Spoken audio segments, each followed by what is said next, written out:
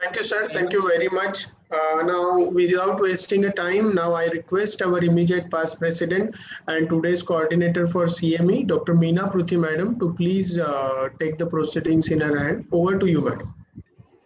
Thank you, Dr. Hemant. I welcome on board dignitaries, speakers, and delegates. And in fact, it's a pleasure to reconnect with you all on the Zoom platform and the YouTube platform.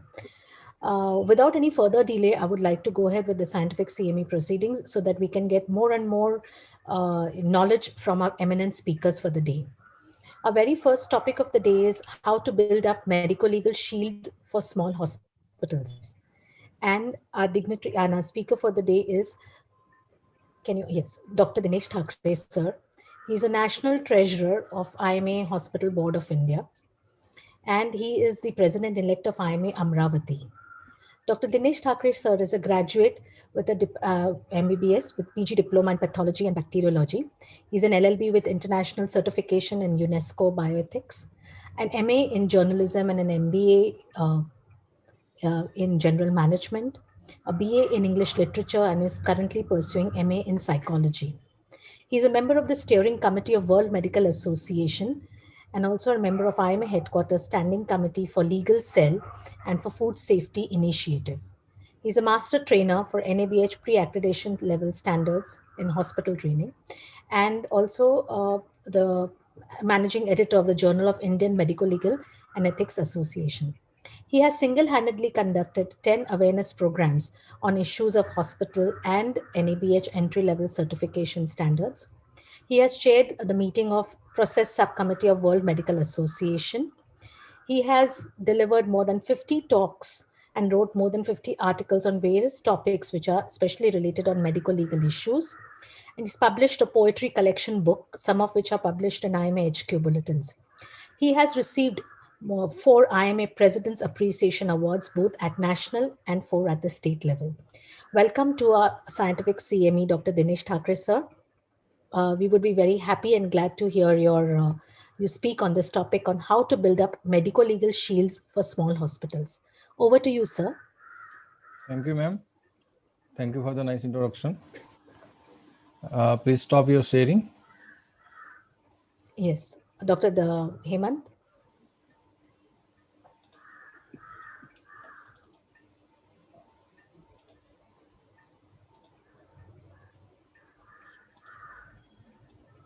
I hope that my slides are visible. Very well visible, sir. Thank you. Okay. So let's start. Today's topic is how to build up a medical legal shield for a small hospital. Long back, Dr. Rajendra Kulkarni from Nashik called me a few days back and asked me to speak on how to build up medical legal shield for a small hospital in our IMA conference Hospicon held at Nashik on 10th October. I started thinking on it as to how can we do it on a mass scale. And again, it should be practical and easy to implement at ground level. I appreciate that we face many issues other than medical legal issues also, and that too on day-to-day basis. So the shield, medical legal shield that we expect should not only be a medical legal, but rather a proactive, all-pervasive, multi-pronged shield, which can protect us from all sorts of attacks we face in our day-to-day practice. So what are the challenges? Let's first see the challenges. There is a rise in lack of trust, rise in expectations about hospital services, may it be medical or non-medical, then rise in litigations, rise in violence, verbal abuse and physical assaults, then rise in amount of compensation awarded by courts. That is going to crores. Quantum of penalties and punishments for doctors in various acts, not only CPE, but other acts also. Then draconian legal provisions in newly enacted acts. Definitely, we do learn ways to handle variety of assaults and the assaulters when we attend talks by medical legal experts, communication skill trainers, various authorities, hospital management experts, etc. at various conferences and webinars. We want to be medical safe. Everybody will say this, that we want to be medical safe. We want a sort of medical legal shield around us. We also understand that if we practice the advice given by these experts from time to time, such practice which definitely shield us from medical legal issues. But we treat medical legal experts like Baba or Maharaj, like Habapa giving Bhagavad Gita Parayan or Ramdev Baba taking yoga camp. We pay to attend, we pay the fees, we enjoy, we agree, we follow for some days, and then we forget. Then we come back to our old track. In Marathi, it is called as Ere Maja Magle. We are unable to take practical benefits out of the medical talks and advices. Thus, in the given hostile environment, the reasons for deficient medical legal shield around us and hospital, in my mind, lies within our responses and behavior. Let's see how it happens. A. When we rejoin our daily routine practice on Monday after medical legal conference, we could hardly follow anything. Reasons: first, multitasking. A doctor already has so many various types of work to do, especially in small hospital setup. Then can't afford a special employee who has received a training from the experts, who can understand the legal jargon and who can understand the terminologies and maintain a good documentation. Third, a belief that a medical legal issue will not happen at my hospital. My patients respect me too much, etc. Some doctors continue to do the same things even if they come to know that they can be penalized or punished for the act. Therefore, doing some expenditure for being medically complacent seems futile. Medical legal issue is like an accident. The severity is not perceived unless and until it actually happens with the person. And this is our society. Thank God that whole isn't on our end. Medical legal issue is like again a coronavirus infecting a person who believes that there is no corona. It's a false fear spread by doctors or pharma companies, etc. Or even if it is there, the coronavirus will not, he will not get infected, and therefore he don't take any precautions. And then on one fine day, he comes positive. Then notice the change in behavior of that non-believer. Same is the case with the doctor who believes that medical legal experts spread fear of medical legal issues. Or even if such medical legal issue occurs with me, rarely I will handle at that time with my contacts. For uh, for litigation against doctors, most common causes are deficient documentation and insufficient communication. I am sure that everybody attending today's webinar knows this: deficient documentation, insufficient communication. What we actually do to improve it? That is the question. Whatever one has learned from the experts, he needs to refresh and update that knowledge regularly. It also helps in maintaining high determination needed to practice and implement the things so as to be medically safe. Some doctors do not accept that they need a training to prevent or to anticipate or to tackle medical legal issues or incidents of violence or legal orders. All of us know that compensation awarded in medical negligence cases comes in crores. But how many among us either have indemnity insurance cover or have sufficient indemnity insurance cover? Then next point is bad mouthing. About own colleague is a major reason for rise in litigations against doctors. That also we know that bad mouthing is the cause. But what do we do to stop such known habitual bad mouthers in our city? Next point is uncertainty about what verdict a random judge gives in a particular case against a doctor.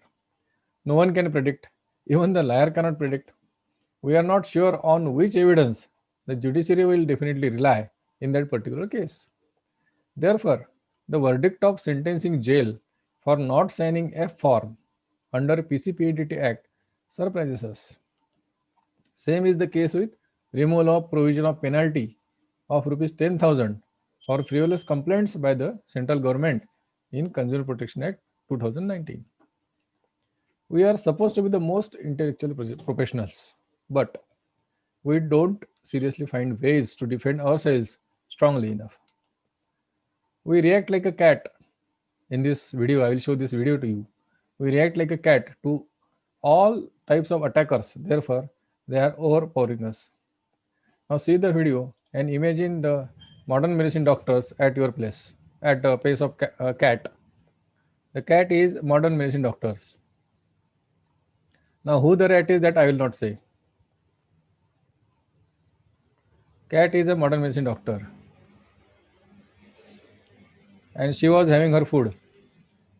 But how she reacted? That is the reason of all the agony. Now this is what we are, and we should react to lion. Now see this video, and we the modern medicine doctors should react like this lion. We have to uphold our own value, self-respect, prestige, and position in the society. See the video.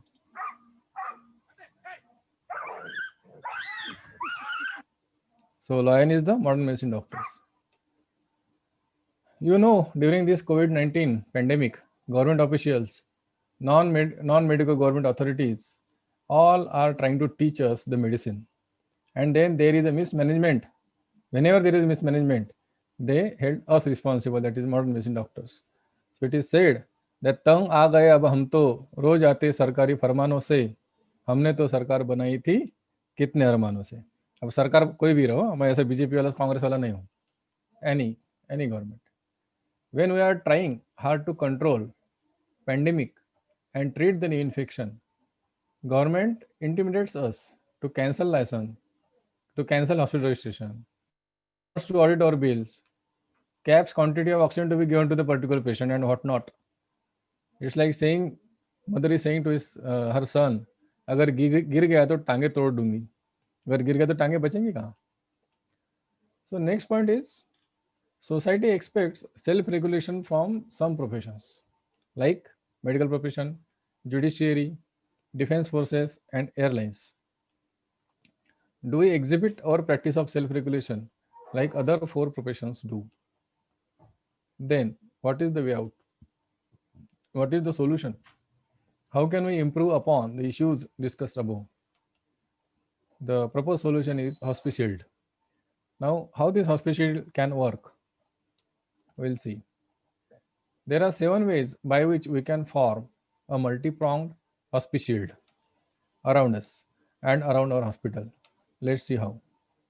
First prong, make good documentation and training of staff an integral part of daily practice. How? How to do it? We as an association can hire good quality science graduates, appoint them as hospice shield executives, and train them in the work. What work? To be allotted to them as discussed in work allotted to the hospice shield executive below. Now, what work to give to them? It is described later on in the heading, under the heading work allotted to the hospital executives. Now, if you have a 9-bed hospital and a hospice shield executive visits your hospital, say every Thursday, and does the following work. What work he will do? I will tell later on. You think over how much remuneration would you like to give to him? Just think over. First, appreciate the work to be done by him. वो क्या काम करेगा पहले देखो. Work allotted to the hospital shield executive. Check all OPD and IPD records. Find out lacunae in documentation and get it corrected from the doctor and staff. First job. What lacunae like missing signatures, incomplete consent forms, discharge card, IPD notes, etc. Match timings of prescription orders and timings of dispensation. This is very important.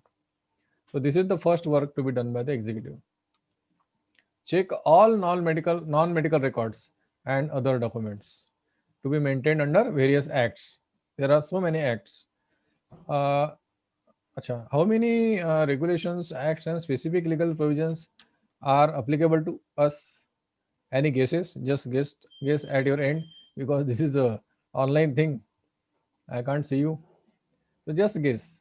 How many regulations? How many acts? More than 130. Don't believe? Just call me. I will send you the list. Then third work we can allot to that executive is that train the hospital staff on issues under heading of training of the staff. Now he will train the hospital staff, but what to train that I will tell later on under the heading of training of the staff. Then fourth, he will meet patients and relatives and ask for their grievances or suggestions. He will check the complaints suggestions box, sort out the issues to be addressed, and convey them to the doctor. Fifth job, attend phone calls from allotted hospital for queries related to his work, whatever we have discussed. And importantly, rush to the hospital in case of any medical legal emergency or incident of violence and check whether everything related to his work is correct and in place. Now, what will he train to the staff? The executive will train hospital staff during the course of his work on the following points. First point is relevancy of a particular type of record, that is, which form is to be used in which situations. When the staff knows the relevancy of the record, he is motivated to keep that record. Second is correct entries in various documents. How to correct entries in various documents if there is any problem. Then he will train to the staff correct entry of timings of dispensation of the drugs, communication techniques, how to communicate with the patients and relatives.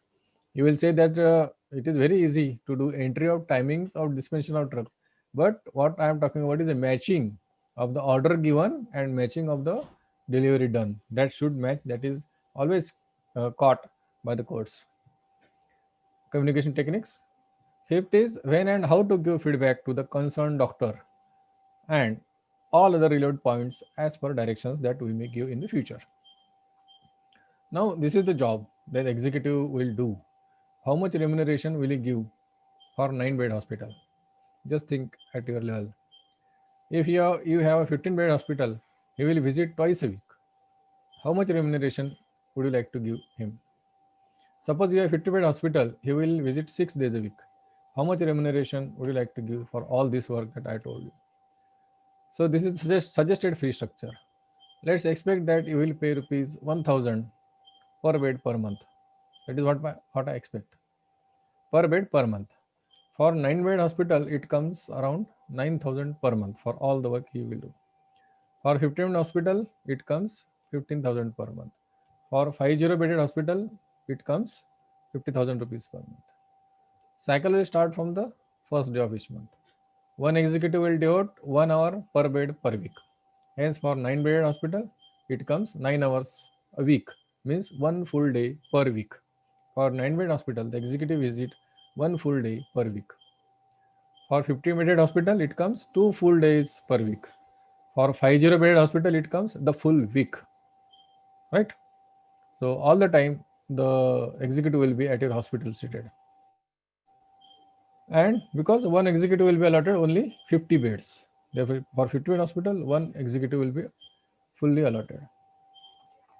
So after completion of a month, bifurcation of the duty days will be duties for 4 weeks, that is 24 days, 4 Sundays off to the executive, and 2 or 3 training days, as the next cycle will start from the first day of the next month. Because training of executive is also important. What to deliver. Now, out of 1000 per bed received, maximum share will be paid to the executives, and balance share will be utilized to arrange intensive training program for the executives, because they are there to deliver all the things. The executive will be trained for 2 to 3 days every month about the work they are doing at hospitals allotted to them. This training will help them to do the allotted work professionally and to train and update the hospital staff on the points already discussed. Faculties to train the executives. Now, these executives will be trained by us, and who will train them? Our own members like me who are expert in particular topics, our own leaders, medical legal experts, communication skill trainers. All these people will train these executives. Then biomedical waste management agency person, relevant government authorities like chief fire officer, police officer, and other relevant experts. This is the first prong I have discussed. Now the second prong. is make good communication an integral part of daily practice. You will have to identify such staff member who have good communication skills. We will further train them in communication skills either directly or through the executives. Third prong is training of doctors enrolled in hospital project on the following points. Now the training of doctor is also important and we have to convince that you need training. First is documentation skill. I have talked on why to keep good documentation. That why to what not what documentation to keep, but why to keep good documentation that we have to tell to our doctors. I have talked at Dhule and Chandrapur. And what is the main point?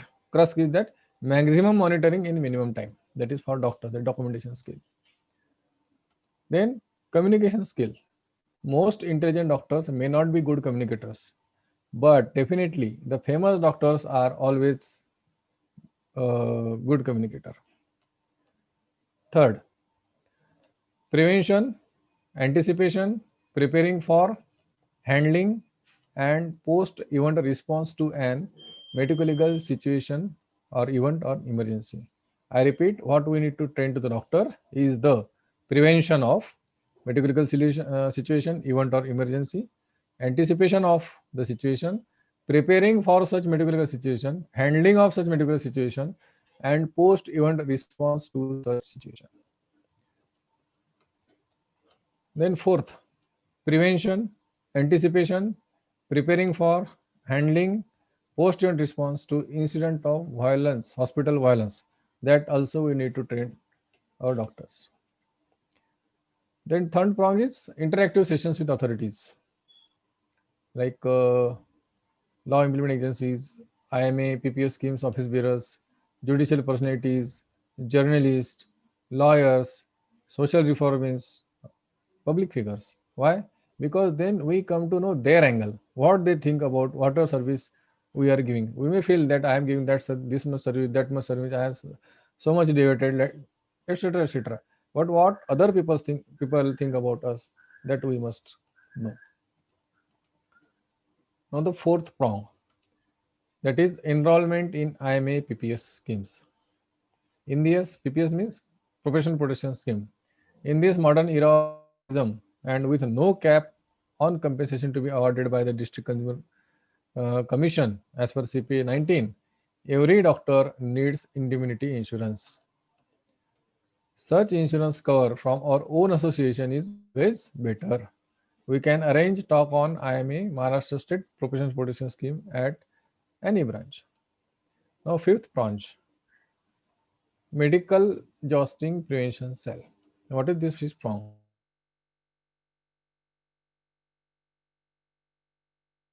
That patient has undergone so far before consulting you, right? It is the criticizing the treatment that the patient has undergone so far before consulting you. This is called as medical jousting. And it is responsible for 90% of court cases and some incidents of violence against doctors. So this thing is important for 90%, responsible for 90% cases and violence. So we need to form a medical jousting prevention cell at branch level. Now, what can be functions of this medical jousting prevention cell? In short, first function can be investigate complaints of bad mouthing, listen to the accused member, warn the accused member if found guilty, recommend action to be taken to the general body of the local IMA branch. If this cell works efficiently and the general body supports it, no member will dare to do bad mouthing, and many incidents of violence and allegations and harm to trust and faith of society on the profession will out. It's worth giving a try. Sixth prong is legal orders study committee. This committee will work in a focused manner in detail to understand the modus operandi of politicians, authorities, judiciary, media, police, and public. On the basis of the better understanding, what it can do, it will suggest a way to tackle each of them in a given situation. It will suggest such changes in practicing medicine which may either nullify or minimize adversities caused by a particular legal order. Now, seventh, the last prong, it is self-regulation. I had talked on this role of self-regulation in tackling challenges in medical profession at Bengaluru and Chennai. Now we have to exhibit self-regulation. How airlines exhibit their self-regulation? They exhibit their sense of responsibility, teachings from entry. Every passenger is the king. Even a small mistake may prove fatal. So, in case in anything bad happens, no one blames them to the airlines because they exhibit their self-regulation. Similarly, defense forces they exhibit their self-regulation through patriotism, sense of responsibility, teachings from entry, harsh penalty on violation, and violation is shamed publicly. Now, this is their way to exhibit their self-regulation. Then comes judiciary. It acknowledges its fiduciary position always, and it shows off their sense of responsibility. It exhibits it, and it exhibits teachings from the entry like that. If we don't self-regulate ourselves, someone else will definitely come to regulate us. And this someone may be any Tom, Dick, and Harry. Mind well. We have to make our medical practice society oriented with obvious, deliberate, and transparent disclosure of empathy and self regulation. I repeat, we have to make our medical practice society oriented with obvious, deliberate, and transparent disclosure of empathy and self regulation. The media, the politicians, the public, and to the some extent judiciary treat us like a criminals who violate laws and norms. They paint us professional law violators, not professional medical professional, but a professional law violators, like driver of this car. I will show you the video. They equate us with the criminals of this level, like this driver living in the other strata of society. Now see the driver, what the driver is doing, what the driver does.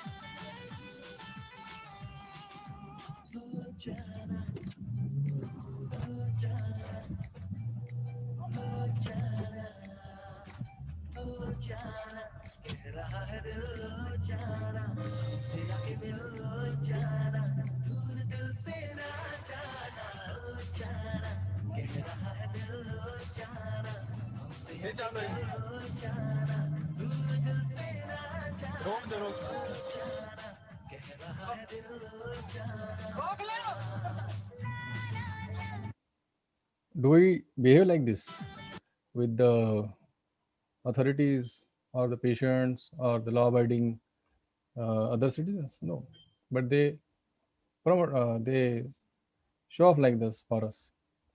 Now see this the self-regulation.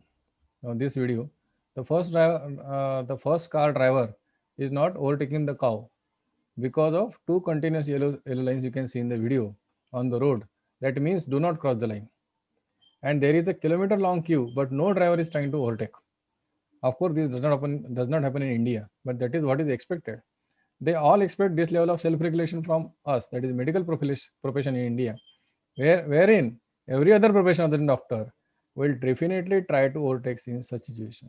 Just try to relate yourself. The cow is coming, there is a car behind. The car can easily overtake the cow, but the driver will not because there are two yellow lines, which means do not cross.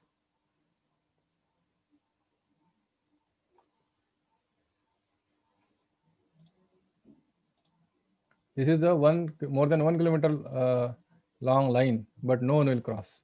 This is what they expect from us, but not other professions.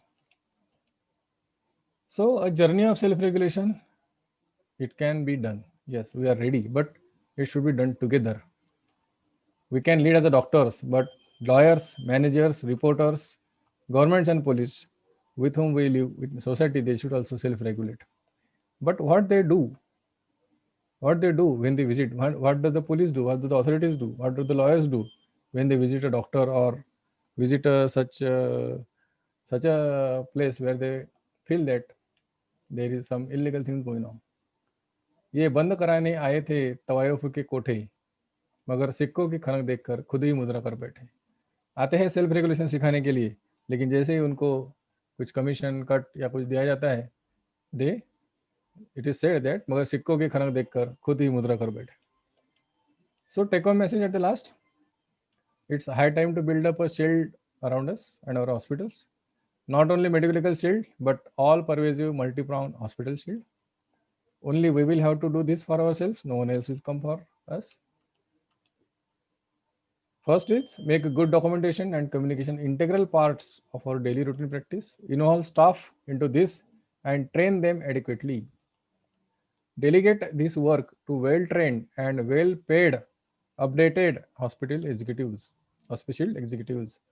Get trained and be updated on skills of documentation, communication, handling medical legal issues, and incident of violence.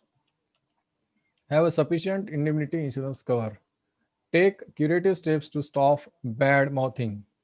Study modus operandi of politicians, authorities, judiciary, media, police, and public, and plan our moves accordingly. Self regulation is the key element. It binds all other prongs of the hospice shield and makes it stronger. Higher the level of self regulation you practice, stronger is your hospice shield. We may discuss in detail about the hospice shield. There are many other unique features of it which I have not discussed here because of time constraint. I tried to stop in 30 minutes. So eternal truth is all it takes for evil to triumph is for good men to do nothing. Thank you very much.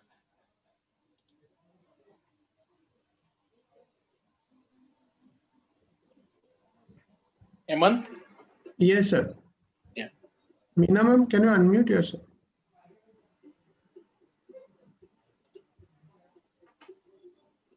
Thank you, sir. Thank you very much, sir, for this excellent and informative talk on how to handle medical legal issues. It was an amazing similes, which along with videos, that medical legal issues like coronavirus, where we know that prevention is much better than cure. And also, all of us need to embark on this journey of self-regulation, learning from the ethics of the airline industry, the defense industry, the judiciary industry. An amazing talk, sir, Dr. Dinesh Thakre, sir. Any questions from the delegates which we can take? We have few minutes. Any delegate who would want to ask any questions? Do we have any questions in the chat box? So there is a question. So there's a question by Doctor. Why do we need renewal of registrations of hospital every year? It's time consuming and requires fees every year. The very simple answer to this is that because it is in the act. And Okay. you will come to know surprise that in the act it is 3 years, not every year. And But we are in doing some, it every year. in many municipal corporation it is 3 years. In some municipal corporation it is 1 year. If we meet them with the registration act, they can change it to 3 years. Okay. Okay. In Amravati it is 3 years. 3 years. Okay. Any other queries or questions any delegate has? I think we'll thank you, sir. You've completed and beautifully presented it in time also. I hope that I was within 30 minutes. Yes, absolutely, absolutely. And the most important thing is that the point has to be proved to all the delegates that how do we protect our hospitals from these violences. Thank you so much, sir. Thank you very much. Thank you for We the move on. opportunity. Yeah, thank you, sir. We move on to our next speaker for the day, Dr. Hemant. Yeah, yeah.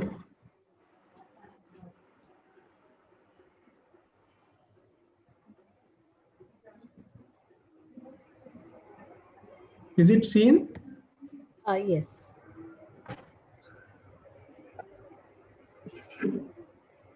So we have the next. The next topic is serological and photographic evidence documentation in various forensic cases and day-to-day practice. The speaker for this topic is Dr. Pradeep Dikshit, who's a professor and head of Department of Forensic Medicine and Toxicology, Government Hospital, Miraj. Dr. Pradeep Gangadhar Dikshit is from Chandrapur. He's a medical graduate from Government Medical College, Nagpur, an MD in Pathology in Government Medical College, Nagpur, an MD in Forensic Medicine and Toxicology, Indira Gandhi Government Medical College, Nagpur, and a diploma in Medico Legal Systems, Pune. He's a professor and head of Department of Forensic Medicine and Toxicology, Government Medical College, Miraj. Professor and head of Forensic Medicine and Toxicology in various other government colleges in Maharashtra since last 17 years, and an additional charge of Dean, GMC Chandrapur, for last 1.5 years. He is a member of the Board of Studies of Maharashtra University of Health Sciences, Nasik, medical legal consultant to state government CID crime branch, with more than 50 research publications in various national and international scientific journals, the coordinator, Medical Education Technology Unit of GMC Nagpur and MUHS GMC Nagpur. He is a treasurer of Diamond Jubilee Celebration Committee of Government Medical College Nagpur, a joint secretary of GMC AAN for 2 terms, and the president of MSMTA Government Medical College Nagpur for last 2 terms. Welcome, Dr. Pradeep Dikshit, sir. Over to you to present your topic to our delegates, sir.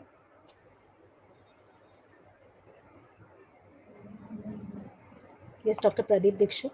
Yeah, very good afternoon. Good afternoon. Yeah, I'm audible, I think. Yes, Yes, sir. sir.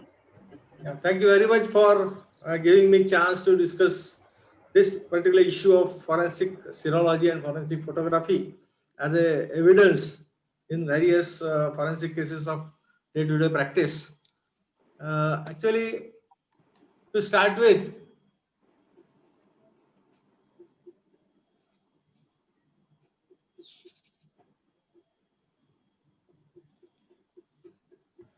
as far as this particular discussion is concerned, my educational objectives will be to define what is forensic serology and to identify cases where serology and photography is useful for delivery of justice in courts of law, to know basic principles for applying serological test to answer basic queries raised during crime investigations, to know importance of photographic and serological evidence in medical legal cases, and then to know scientific method of collecting photographic and serologic evidence in medical legal cases in day-to-day practice. Now, what is forensic serology? Now, as we all know, routinely what serology means, all different types, it includes all types of blood tests that look for antibodies in the blood. So I will not go into the details, but the antibodies, they are the proteins made by our immune system. Sometimes this particular terminology as forensic biology is used in place of forensic serology, but then as far as forensic biology is concerned, it's a branch of forensic science which deals with biological evidence and their examination. In this forensic biology, it includes study of body fluids also, along with blood, other body fluids like semen, saliva, milk, urine, fecal matter, hair, etc. They are used for the purpose of detection of crime. Now, as far as we will restrict our discussion here to forensic serology, that is antigen antibody reaction and etc. As far as this forensic science laboratory, as we all know, there are around 8 forensic science labs in Maharashtra in different districts, and there is a separate serology section in that particular forensic science lab. Now, forensic science lab, it comes under the Department of Home and not under medical education.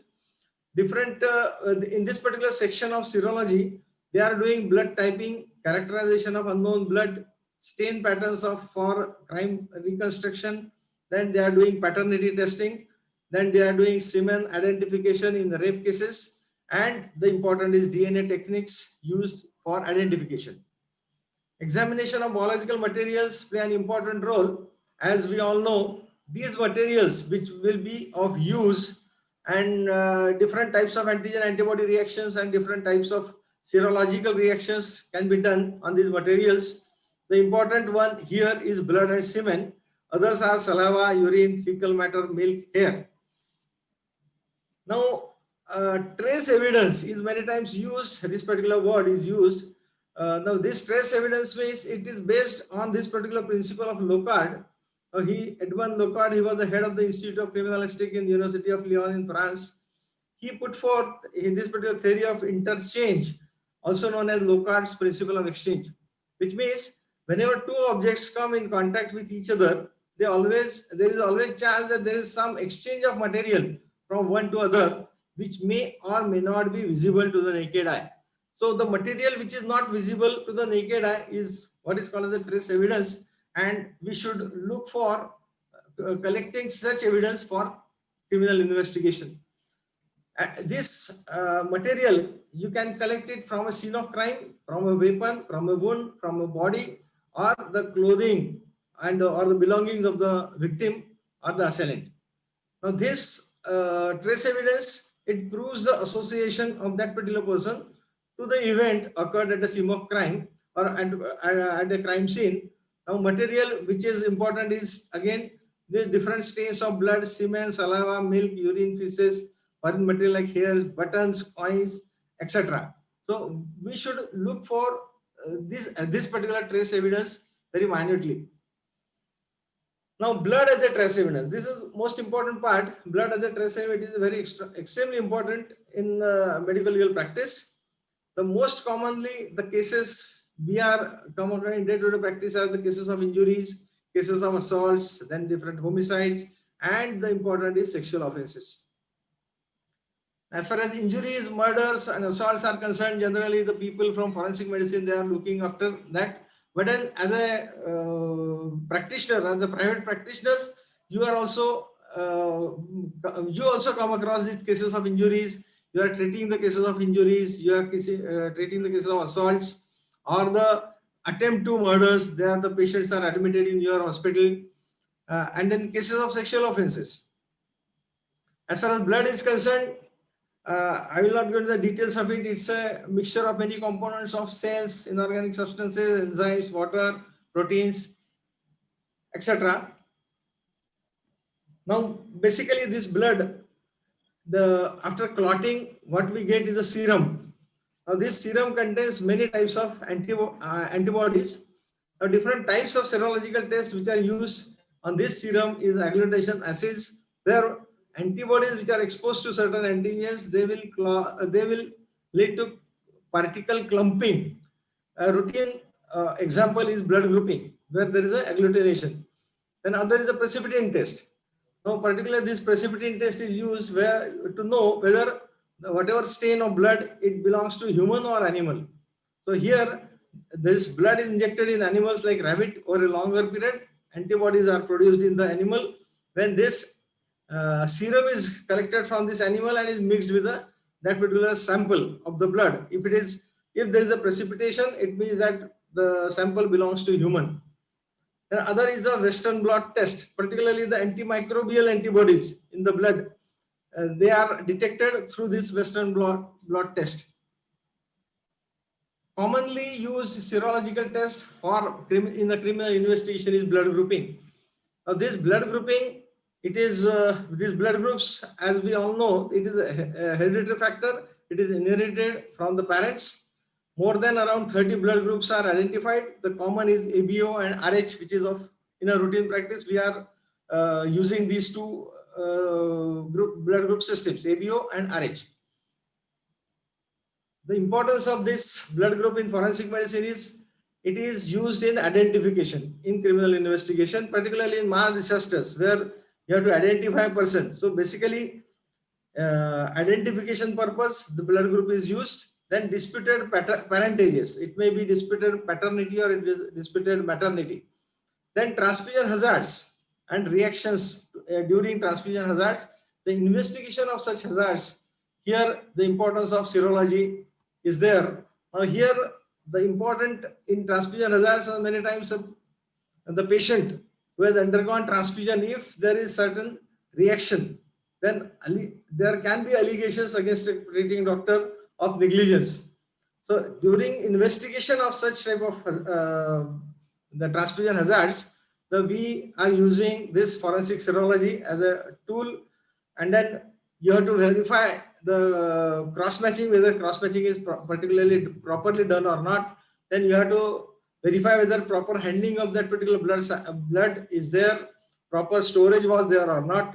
Then if at all, if there is a death because of a mismatched transfusion, then sometimes postmortem is to be advised by the police, and you have to do autopsy in such cases. This question many times is asked by the police, can blood group be changed? Very rarely these cases are there on the record, where in the case of liver transplant, blood group was changed, and bone marrow transplant where there was a change in the blood group. So we are, of course, it is very, very rare. As far as other stains are concerned, body fluids are concerned, here also we can do the grouping of the stain. Now these blood group substances, they are secreted in many body fluids and they are called secretors. And where in body fluids where these blood group substances are absent, they are called as non-secretors. So it is said that about 80% of the population are the secretors, and they secrete ABO group, ABO substance in saliva, semen, urine, vaginal fluid, etc. And hence, if such type of stains are available, there you can do the grouping. You can collect the sample of saliva, semen, urine, vaginal fluid from the patient, and you can detect the ABO group from these things, from these stains, from in a case of secretors. As far as seminal stain examination is very important in sexual offences. Here also, in cases of sodomy, rape, bestiality, attempted sexual murder, lust murder, etc. Here the preservation of stains is very important, and on the stains, different these agglutination tests, etc. are performed to know whether who is the accused in a particular case. Similarly, cases of drug testing. Here again, the antigen antibody reactions are used to detect the presence of drug in a blood or a urine. Naturally, in a natural course, generally there are no antibodies available in nature which react with drugs. But then to know the estimate or the presence of drug or not, the animals are injected with a drug that has been combined with a protein. And in such animals, the antibodies are they are generated against such protein where drug is combined, and then these are used to detect the presence of drug in body fluids. So this is one particular, again, the utility of antigen antibody reaction. Why we should know this? Because many times you have to preserve the samples for drug testing, and hence it is important to know that which tests are performed. These tests, these serological tests are also performed on for presence of drug. This is necessary in following circumstances like military people, police, transportation, sports personnel, then pre-employment test. Here, these are performed. You have to collect a proper specimen for detection of a drug. Of course, these are the screening tests, and then they should be confirmed by other tests. Again, this is one more method of gel diffusion technique, which detect a blood.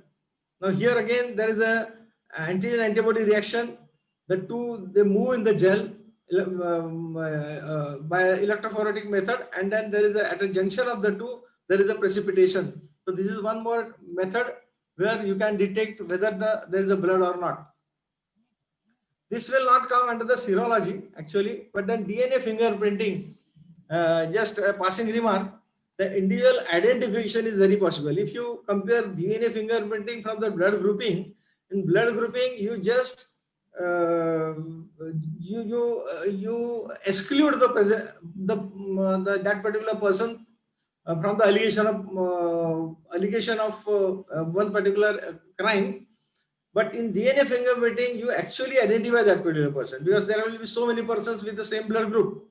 But then with same pattern of DNA fingerprinting, only one person will be there. So DNA fingerprinting, there is an absolute identification is possible with this DNA fingerprinting, as is true with the fingerprinting only.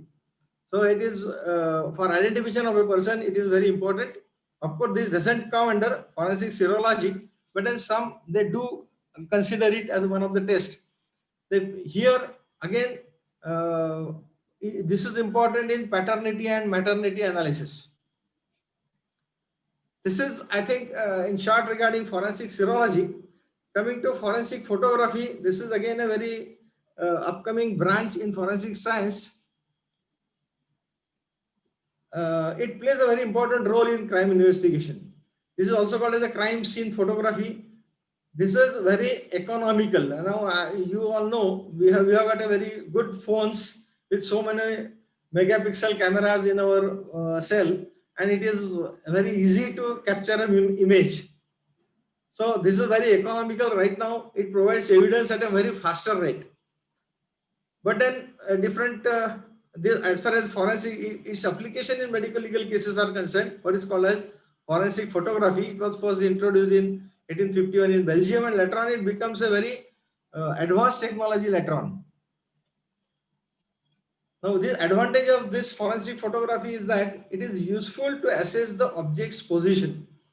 Instead of describing, if you describe one particular scene in a text matter, you will not get the what is exactly the position of particular object or particular evidence.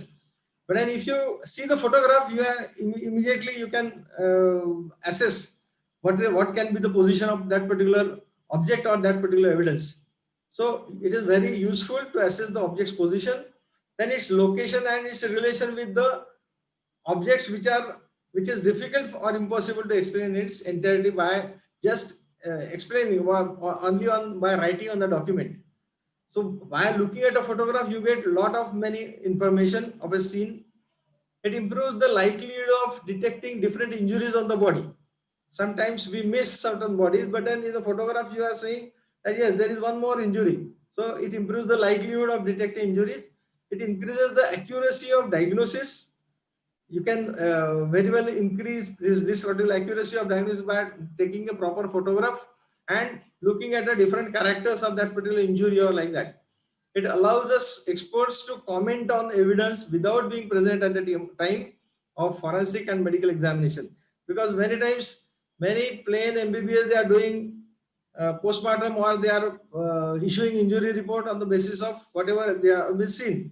But if they have taken the photograph of that particular injury or that particular findings or postmortem examination, if they sent it through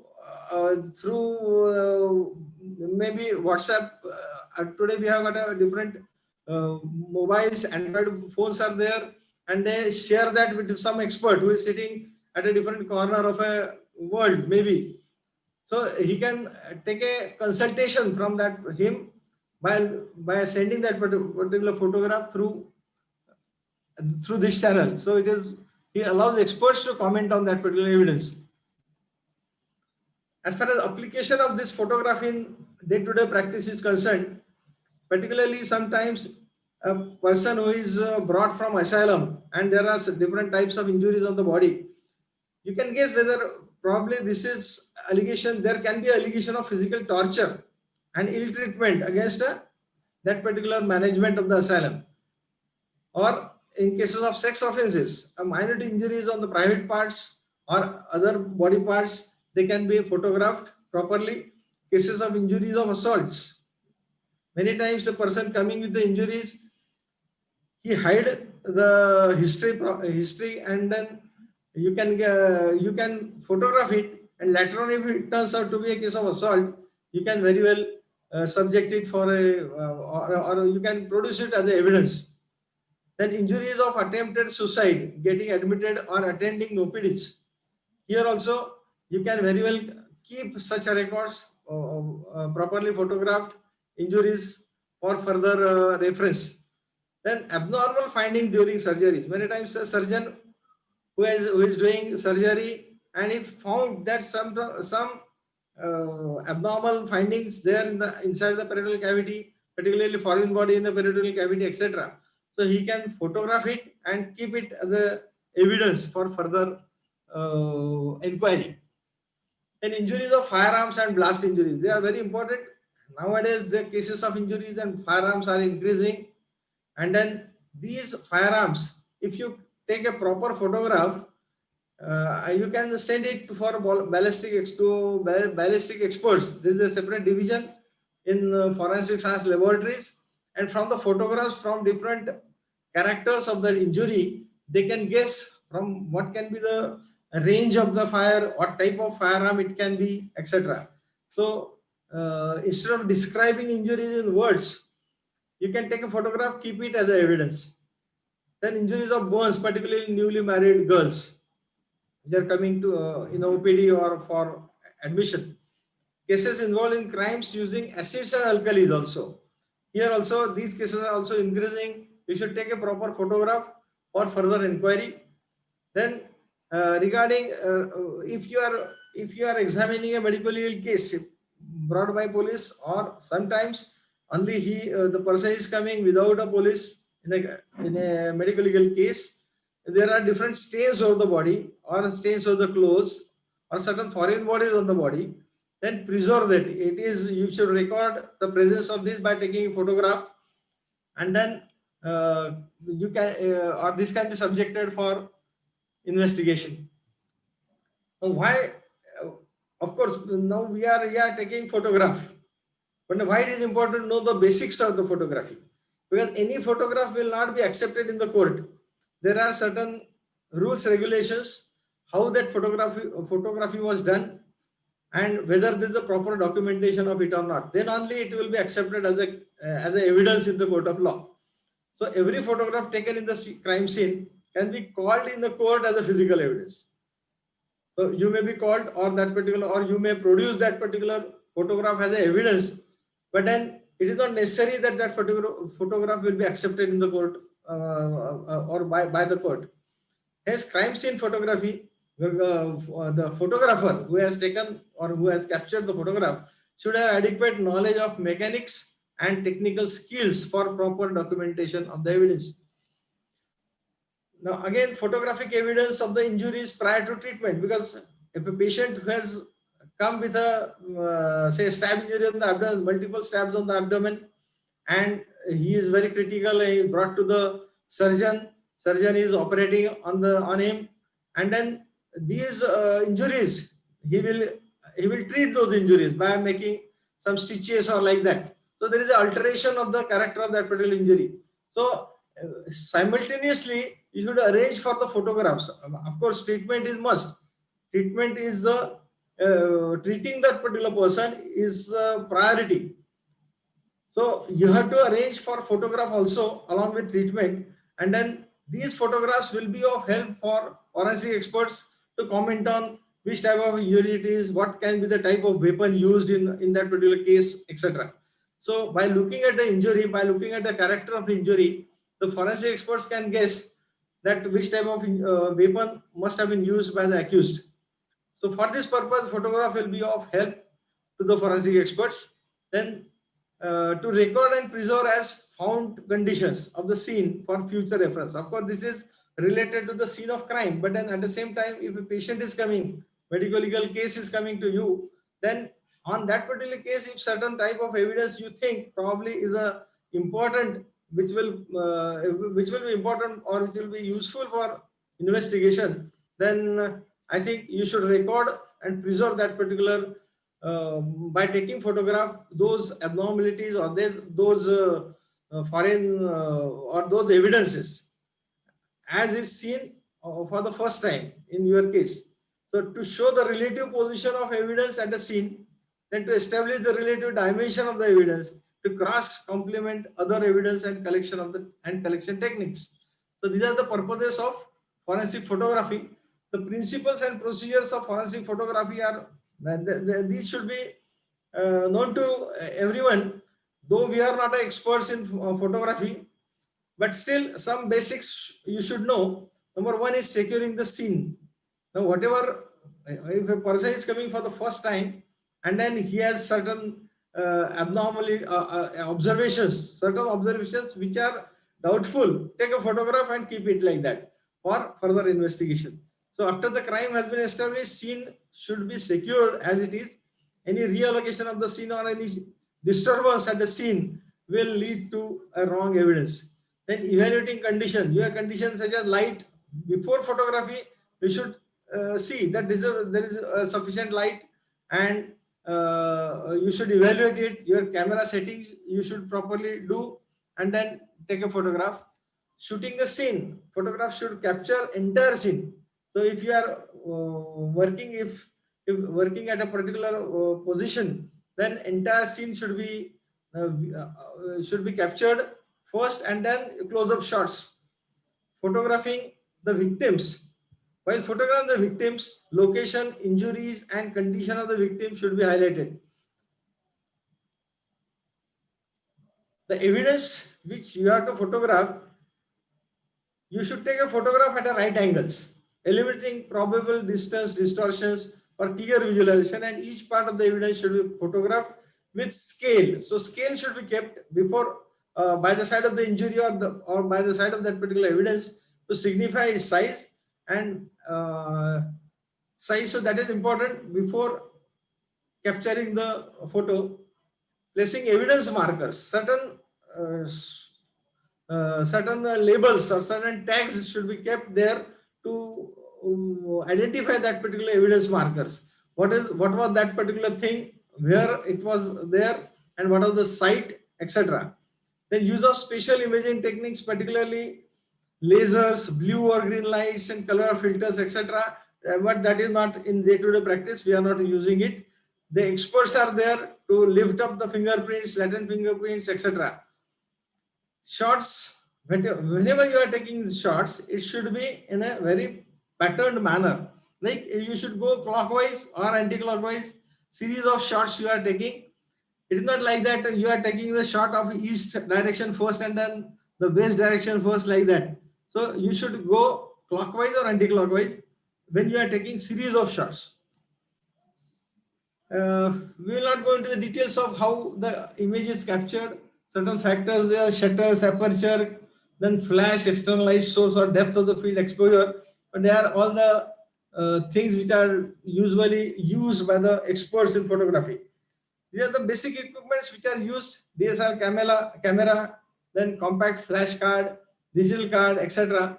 These are recommended, but then again, this is not of in day-to-day practice. We are not keeping this such type of things in our clinics or in the hospitals. Photographing is fingerprints. Sometimes you get cases where the clothes, on the clothes or on the body, there are certain prints of the blood or some mud, etc. So these should be photographed properly with the proper cameras. If you are keeping the cameras in your clinic or in the hospital, then with these cameras, you can take the photographs. Particularly as far as fingerprints are concerned, black and white films are more preferred. But then there is a specific terminology, what is called a latent fingerprint, where latent fingerprints are not visual on gross examination. So they have to be developed by different techniques. Impressions. You can see many times in the cases of assaults, the clothes, on the clothes there will be certain imprints of the our footwears. So these imprints you can make out so that it can be compared with the imprints of the accused person, and it will help in identification of the accused. Orientation during taking the photograph of such impressions, the orientation photograph means a very to provide an exact location of impression on the scene, then close-up shots, and then as far as tire impressions are concerned, again a tape or measuring tape should be kept by the side of the photograph. Bite marks, you can see many times in cases of assaults or certain sexual assaults of sexual nature or physical violence. These are nothing but the patterned abrasions. So by noting the type of imprints, you can identify a person from the bite marks. So these bite marks, sometimes a 5 months old bite marks can be also photographed by some scientists. Photocolposcopy, particularly in sexual assault cases, in the gross examination you are not able to see the internal injuries, so colposcopy is used. But then if colposcope is attached with with a camera, then or a video camera, then it will function as a photocolposcope. So by colposcope you can get a location and extent of the injury caused by sexual abuse, and you can very well document this properly in or you can subject these photographs as a evidence of sexual assault. Now, as far as protocols for forensic photography is concerned, if you think that the photograph you have taken, it should be accepted by the court, then for safety and security purpose, it should be encrypted, so no one can edit that particular thing. A password protection should be there, and the storage of these films, when you are keeping these films in your clinic or in a hospital, it should be in a safe custody. Uh, of course, before taking photographs, consent is must. Consent of the victims or survivors of sexual abuse or survivors of violence. Consent is very important. When you are taking photographs in such cases, small labels are useful, which will small labels, so that you can very well recollect the evidence properly. You can take out from the storage whatever film you want. Details of the patient should be written in small tag on the sticky paper. Relevant information like name of the patient, date of birth, medical record number or MLC number, current date, photographer's name, who has captured that particular image, etc. Then use of colored labels like left and right to help the viewers to orient the close-up shots. Then directions also, if you are taking a photograph of a scene of crime, then to which direction a particular object is there. So these labels like north, south, east, west, these labels should also be there, so that it will, while the reconstruction of the crime, it will be useful. A ruler, L-shaped, is must for recording dimensions of the injury or dimensions of that particular evidence. Whatever has been photographed, it should be entered in a register. Our logbook should be kept. That log should maintain identification data of the subject, date and time of photography, name of the law enforcement agency. If he is brought by some police, then case number, medical legal number, the hospital number, registration number, then type of examination conducted by you, device specification by which type of camera you have captured the image.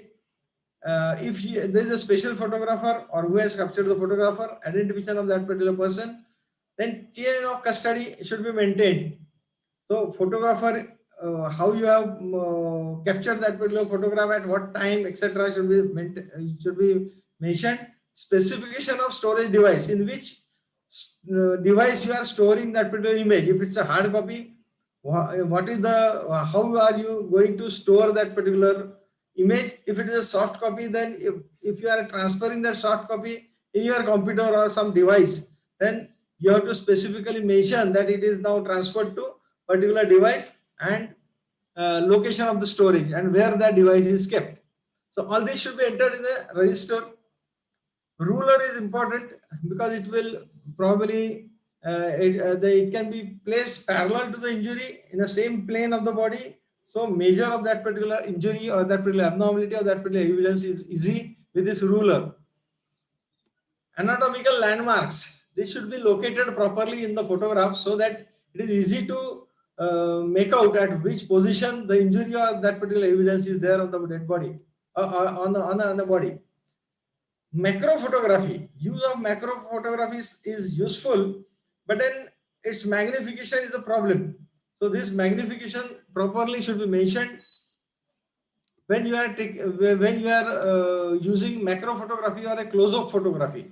Particularly, this is useful in a small skin lesions or some abnormality, some injury somewhere, and here magnification should be mentioned that it is captured with this particular magnification.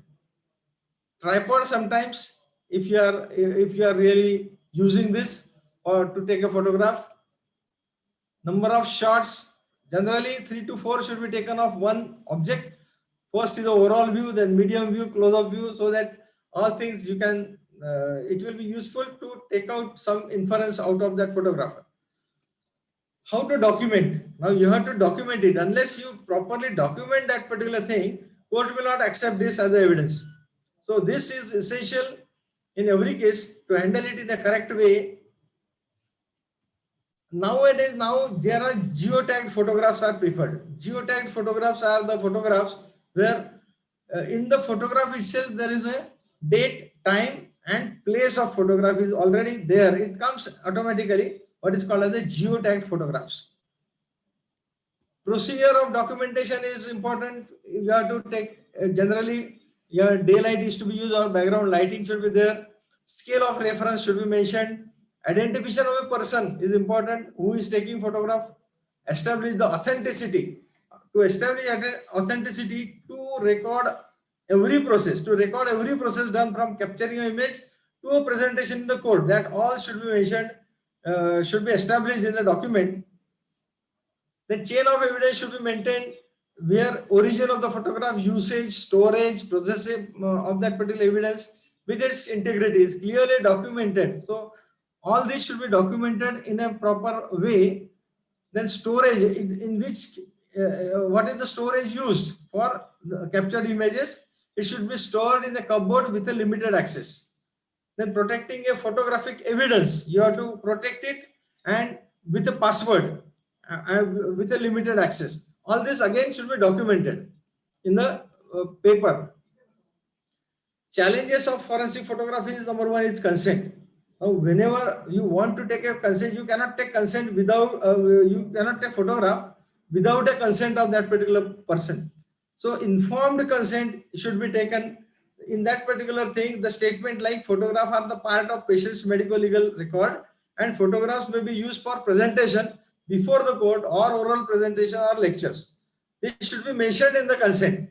So however, if it is accused, if a person is accused or a suspect and brought by the police, so under this CRPC 53(1), you can take a photograph without consent of the person. Here, informed consent, it should include the risk involved, benefits of photograph, how the photograph may be used, how photographs will be stored, who will have access to view the photograph. All should be mentioned in the informed consent. Poor quality of photograph. Sometimes such type of photographs will be rejected by the court. Here it leads to poor presentation of the evidence and re-examination of victim will be needed. So here you cannot have an opinion because of poor images. Overexposed and underexposed images, the same thing, court will not accept such type of photographs. The cyber jurisprudence. Now this cyber jurisprudence, now all these soft copies of the photographs or these will be governed by Information Technology Act of 2008. So applicability in the generation and storage of electronic documents, information such as digital photographs and videos is all covered under this act. It governs the electronic signatures used to authenticate the electronic records with signer authentication, message authentication, and message integrity. So this will be covered under IT Act of 2008. Again, this Evidence Act of Section 65B.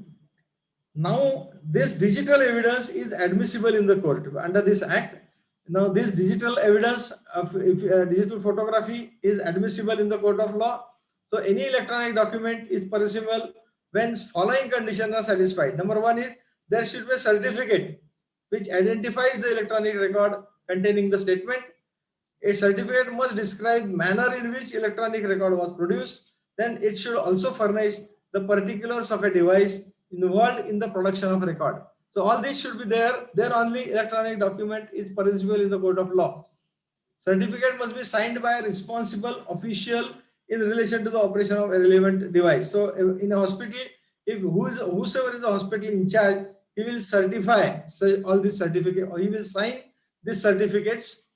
In case of digital photography, person who has captured the image should say that photograph, he has to certify at the end that he has taken this photograph on such day and place and has not tampered it. This certification with their self-certification. He should be expert. He should be capable to use the tools required to view and print the copy of the said computer output. Authenticity is many times questioned. So this authenticity is very important. Unedited raw photographs are accepted as evidence in the court. Unedited. So reliability of such evidence will be verified by the court. But if it is supported by all these certificates, then there is no question of why, there is no reason why court will not accept it. However, such digital evidence will be reviewed through metadata, where you can many times edit it, sometimes edited forms of this. You can try to edit that particular digital evidence. So this is not accepted, and through metadata, it will be detected. Forensic records should be encrypted. Laptops, hard drives are vulnerable to the data leaks. So you should use a special device to store all these captured images, etc. Especially in a compound which is locked, and it should not be accessible to any other person.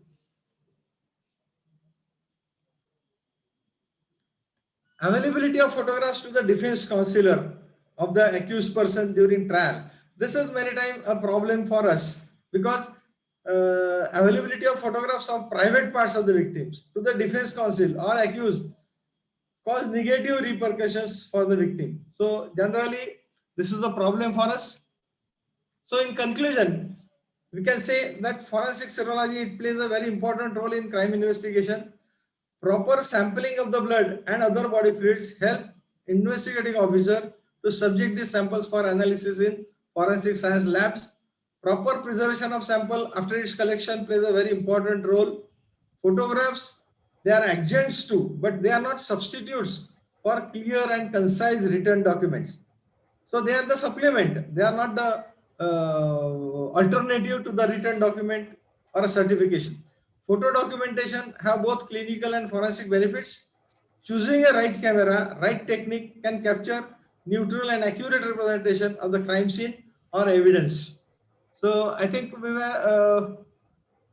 I have to discuss this, all these things, issues, and of course, we are not experts in photography, or we are not experts in doing the test properly, but then our role will be to properly preserve the samples and help investigating officer for crime investigation. Thank you very much. Thank you, Dr. Dixit. Thank you very much for this in-depth knowledge of serological evidence, as well as the photographic evidence and the forensic application of photography, which we learned today from you. Very well presented, sir. We have a question from one of our delegates as to, do police have these expert forensic photographers? Yes, yes. There is a separate wing under police in the Home Department also. You must have any time seen if some crime has occurred, some photographs are being captured by the person. So there are experts. There are expert. The photograph, the cameras are also there. Set cameras, some advanced cameras also there. Different technology they are using, particularly lifting of latent fingerprints. So many times you must have seen the photo, the people, the police people, they are capturing the images. And I feel that what you said, the importance of DNA fingerprinting is very, very important, because it gives them a positive, that this is the person, rather than negating anything. It's like a positive reinforcement. Yeah, positive identification is possible with this. Because that's the recent advances in this technique, right? Definitely. And is it very tedious? It is very tedious time. I mean, it takes a long time for this, for the fingerprint testing. DNA fingerprint testing. Nowadays we have got in Maharashtra almost 4 forensic science laboratories. They are doing this particular test of DNA fingerprinting. Right. And so, I mean, any particular way it has to be collected or it has to be preserved? Yeah, actually, forensic science laboratory, they give us a kit. How to, in that there are EDTA bulbs are there, and it should be stored, the sample should be stored in a cold, in ice bags they are providing, and you have to submit it through by keeping the temperature at around up to 2 to 8 degrees centigrade. Okay. So they are giving us a kit for that. Right. Any questions from the delegates? Do we have any questions? I think it was very beautifully and lucidly explained by Dr. Dixit. Shall we move on to our next topic? Thank you, Dr. Dixit. Please stay with us. Stay with us for the last session of the day today. Yeah, definitely. Thank you, sir. Thank you so much. Friends, next we go to the topic, infection control practices. Can we really relax? I mean, we have been following stringent infection control practices. We've learned many such practices over the last 1 year with COVID, striking us. So whether we should continue to follow them, whether we should relax, what is the importance? Uh, who can explain to us better than Dr. Vijay Lakshmi Shinde? She's a director of EVA Women's Clinic and Laboratory Dombivli, a clinical microbiologist and an infection prevention advisor. She's a medical graduate from GMC Sholapur, an MD microbiologist from Medical KEM Hospital, a PG diploma in health sciences from Symbiosis Pune, and with more than 10 years of experience in diagnostic, clinical microbiology and infection control. She has more than 35 hospitals and more than 3,000 healthcare professionals have been trained by her for quality, safety and infection prevention practices. She has an experience of working with NABL and NABH accredited hospitals in Mumbai and Thane, and is a master trainer for quality, IPC and safety in healthcare facilities. Over to you, Dr. Vijay Lakshmi, on the topic infection control practices. Do we relax now?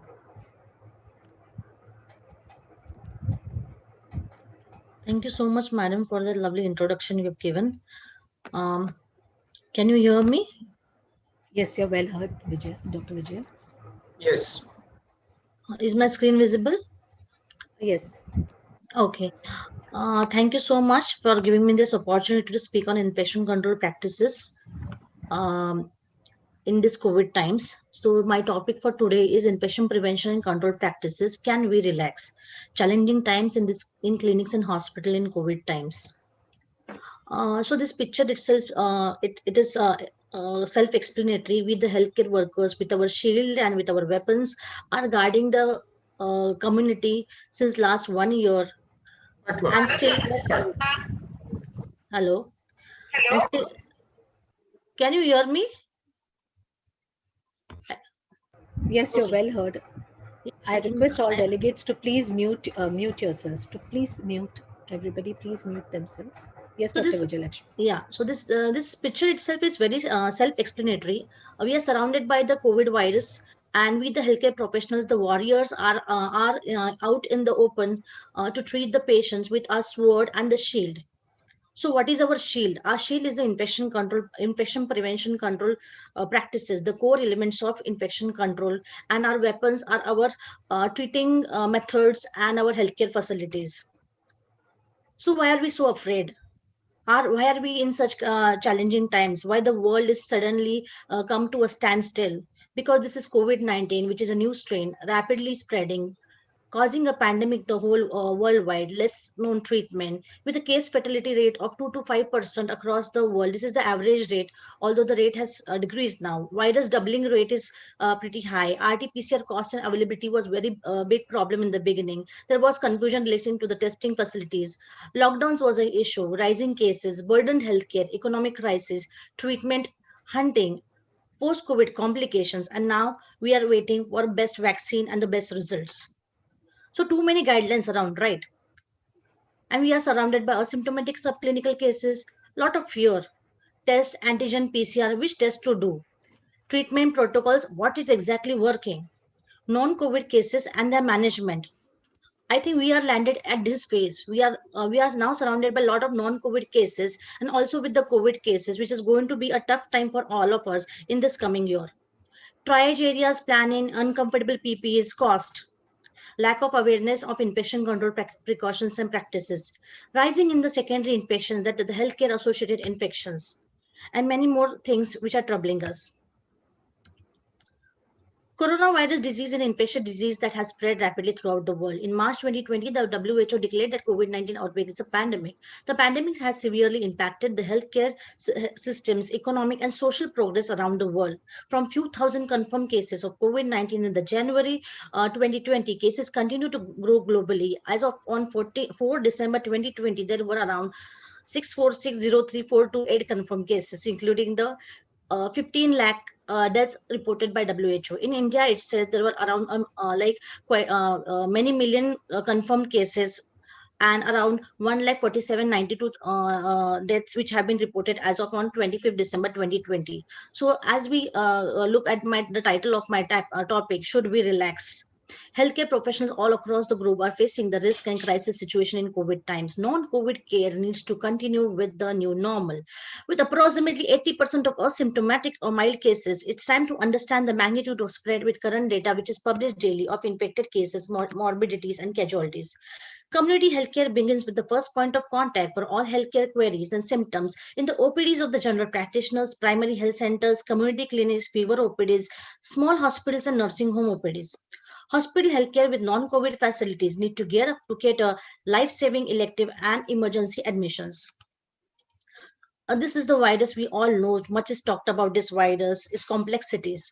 So what is important, like this is a coronavirus with all the spike proteins, and the spike proteins are really worrying because they are the one which are mutating and coming up with the new strains. We have already heard about the South African strain, the UK strain. So what is any infection or any infectious disease? It has a cycle. It has a continuous cycle which has to be broken by the infection control practices to prevent the community spread as well as the hospital acquired spread. So any infectious agent like coronavirus, H1N1, tuberculosis, dengue, any infectious agent has its own reservoir, a portal of exit, mode of transmission, portal of entry, susceptible hosts, and this chain of reinfection has to be broken, identified for the interventions to break this chain. So will just go with some FAQs. COVID-19, why are we so worried? Because every pandemic is worrying for the nations. It causes a huge economical burden and a healthcare burden. Virus spread, they mutate, especially the RNA viruses like COVID-19 is a new strain which belongs to the coronavirus family. COVID-19 rapidly spreads by droplets, respiratory route faster in the closed spaces, crowded premises. Airborne spread can occur in the closed and crowded spaces, but still is not proven otherwise. No proven treatment and vaccine till date. COVID spread can be prevented by it is a pandemic strain doubled about every 7 days, whereas the basic reproduction number is 2.2. In other words, on average, each patient transmits the infection to additional 2.2 individuals. It varies geographically during the pandemic. So this figure varies in different areas depending upon the number of the cases at that point of time. So taking contact precautions and droplet precautions, mask, hand hygiene, social distancing, depending on the area type in the healthcare facilities, need to follow various standard precautions accordingly. Reinfections with the COVID-19. Yes, there have been documented reinfections with the COVID-19, and with same kind of strain. So if the strain changes, you are ought to get infected by other strains as well. So are you at risk when you are actually infected or post-infection? Antibodies and risk. In the immunoglobulins like the IgM and IgG. IgM are the early immunoglobulins which appear in the first week and stay to up to 4 weeks. Immunoglobulin IgG stays from 2 weeks to 8 weeks. IPC should be taken irrespective of the antibody level. Never let down the guards. Other viruses, bacteria, parasites, fungus do exist, and standard precautions are really important to protect ourselves. Which test is better? RT-PCR is the gold standard for diagnosis of COVID-19 strain. The TAT, that is turnaround time of this test, is around 24 hours. Should all patients be screened for COVID-19 non-COVID setup? Presently, yes. If a patient comes for surgery, for any other non-COVID related treatment in a non-COVID setup, and as I told, as we all know that 80% of the asymptomatic cases and carriers are roaming around, we never know the subclinical cases, and they are and not all are willing to test themselves even with the mildest form of symptom. So presently, I would suggest, just to protect ourselves and our patients inside the hospital setups, we should go ahead for testing before any procedures or surgeries, along with our guards, that is infection control precautions, at least 72 hours before the elective procedures. So what is incubation period of this COVID-19? The COVID-19 incubation period is from 1 to 14 days. The average comes around 7 to 9 days. How long the virus survives? Few hours to few weeks, depending on the surface, type, temperature, humidity, time, and duration. Infectivity from surfaces is less. Infectivity from persons, the droplets, the aerosols, these cause more. This causes more infectivity from person to person than the inanimate or environmental surfaces. How can we clean the surfaces? Soap and water for community use, 0.5 to 1% freshly prepared sodium hypochlorite solutions in OPD, IPD, ICUs, or any potential infected surface have more bacterial bacterial or viral loads. Wiping is more effective. We shall discuss this more in detail in the future slides. Role of the ultraviolets. Viruses are sensitive to ultraviolet rays, useful for large closed spaces. Commercial products should be assessed for safety and purpose of the use. Air disinfection depends upon the ventilation windows in that particular facility. Airflow changes per hour, per minute. Temperature of the room, availability of the HEPA filters in that unit. Encourage deep and terminal cleaning of the units. So what is IPC? Infection prevention and control practices. Some people call it as HIC, hospital infection control. Some people call it as ICPs, infection control practices. And commonly it is now known as infection prevention and control practices by the CDC and WHO for preventing the spread of any infections and safety of healthcare professionals and patients. IPC is needed for COVID only. No, IPC existed much before COVID. IPC practices have been helping in many pandemics which has occurred before COVID. Like HIV in the 80s and 90s, then tuberculosis, dengue, then we had H1N1, we had SARS, we had MERS, we had Ebola. So all these pandemics, epidemics, and even your simple outbreaks like the Vibrio, cholera Vibrio in the communities, or typhoid in the communities, infection prevention control practices have been existent, and it prevents all kinds of infections around you, with of course the important standard precautions. So what are healthcare associated infections? Healthcare associated infections are the most common adverse events in the healthcare systems and a major public health problem with an impact on morbidity, mortality, and quality of life. It is preventable through effective IPC measures. So what is the first step towards implementing IPC in establishment in your hospitals is implementation of the IPC program. So what is an IPC program? Does your healthcare facility have it?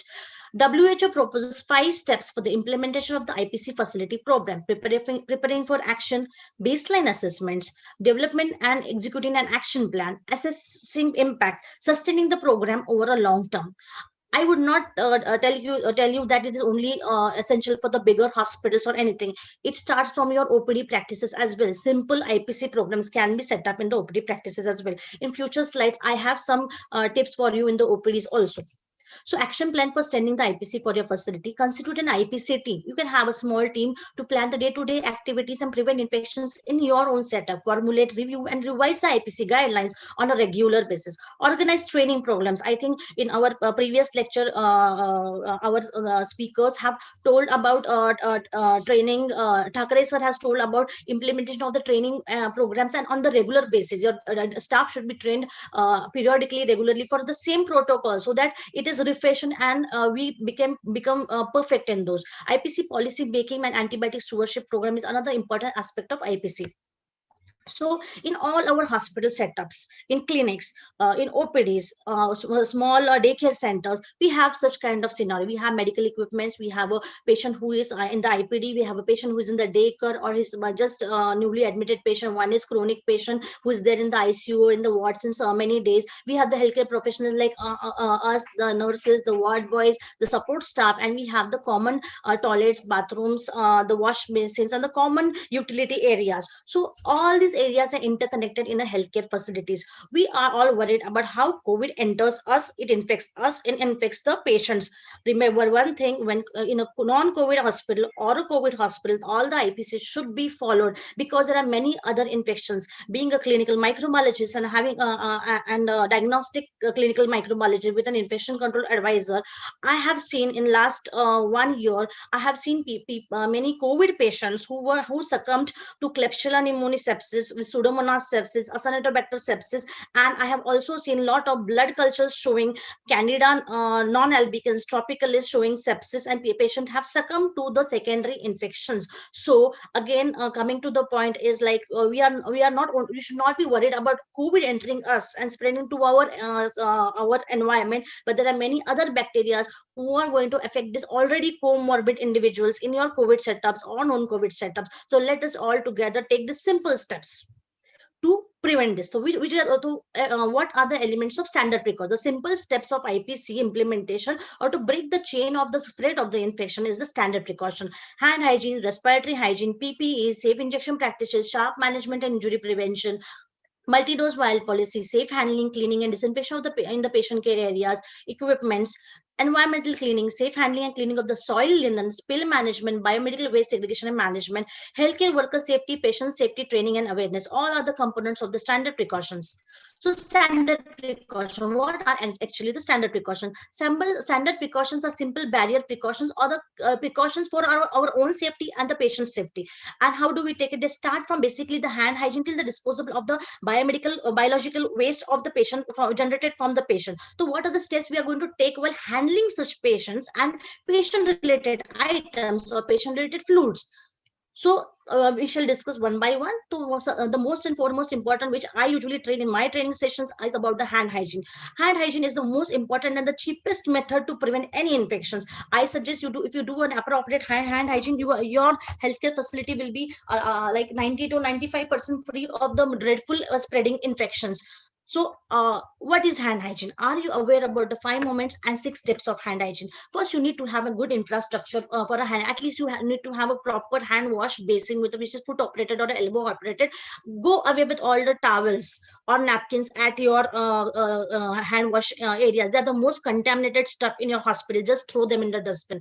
You can just air dry your hands, or you can use tissue papers for wiping your hands. And it is the most cheapest way to do, instead of spending a lot of washing efforts on your towels. So hand hygiene, I'll just share one hyperlink for this. This is a WHO hand hygiene document. It's freely available on the WHO and CDC website. What is hand hygiene? How do you do it? When do you do it? So 6 steps of hand hygiene. We do is we take soap solution. We take around 2 push of the dispenser or one rupee coin drop in our on our palm. Spread it properly, and then do palm to back, interlocking, interlacing, then tips, thumb and wrist. These are the 6 appropriate steps to do hand hygiene. How long you do it? When we do with soap and water, we do it for 40 to 60 seconds. That is around 1 minute. And when we do it with alcoholic hand rub or chlorhexidine alcohol based hand rub, we do it for 20 to 30 seconds. So when do you do hand hygiene? What all people are doing, or many companies are promoting, are the 6 steps of hand hygiene that you should do hand hygiene. But when should you do hand hygiene? Before touching the patient, after touching the patient, before and after touching patient's infected environment, before and after doing any sterile aseptic procedure, and before and after handling any body fluids. Everything is available on the WHO website. This document is already there. So this is simple about the hand hygiene thing. So what are PPEs, which is good and which to choose? PPEs, these are the personal protective equipment. In the pandemic, everyone was so much confused which mask to use, which PPEs to use. And we had so many types of masks and so many types of PPEs. What everyone universally recommended is, which we usually approved, the OSHA level categories, or OSHA recommended. OSHA is Occupational Safety and Healthcare Administration guidelines. So these guidelines recommend certain types of PPEs for the healthcare professionals. We usually recommend that, or the CITRA certified PPEs. There are different GSM types and all, and what purpose you are using, the PPEs will change. So what are PPEs? The PPEs are basically designed to protect you from the infections. It is like a barrier between the infected person and the healthcare professionals. From top to bottom, as we see, there is a cap, there are goggles, the face shield, the mask, your gowns, your gloves, your footwear, and you have this coveralls. So these are the different PPEs which protect your different anatomical side of your body. So you are in your hospital, do you have a donning and doffing area? Many say that only COVID hospital should have a triage area and donning and doffing areas and a separate COVID setups and precaution areas. No, in your non-COVID setups as well, you should have small areas dedicated. It may not be a room or something. You just do a marking in a corner and have a yellow dustbin and have a PPE changing and removing areas. Donning can be any area. Doffing should be some dirty area where people don't go frequently there, otherwise they might get infected. So donning and doffing, it is freely available on the internet. You can just go through how to do the donning and how to do the doffing. Like in the donning, the sequence is like gown, mask or respirator, goggles and gloves. The tip I would like to give while donning and doffing is, you should start always with a proper hand wash, hand scrub, and then start donning one by one.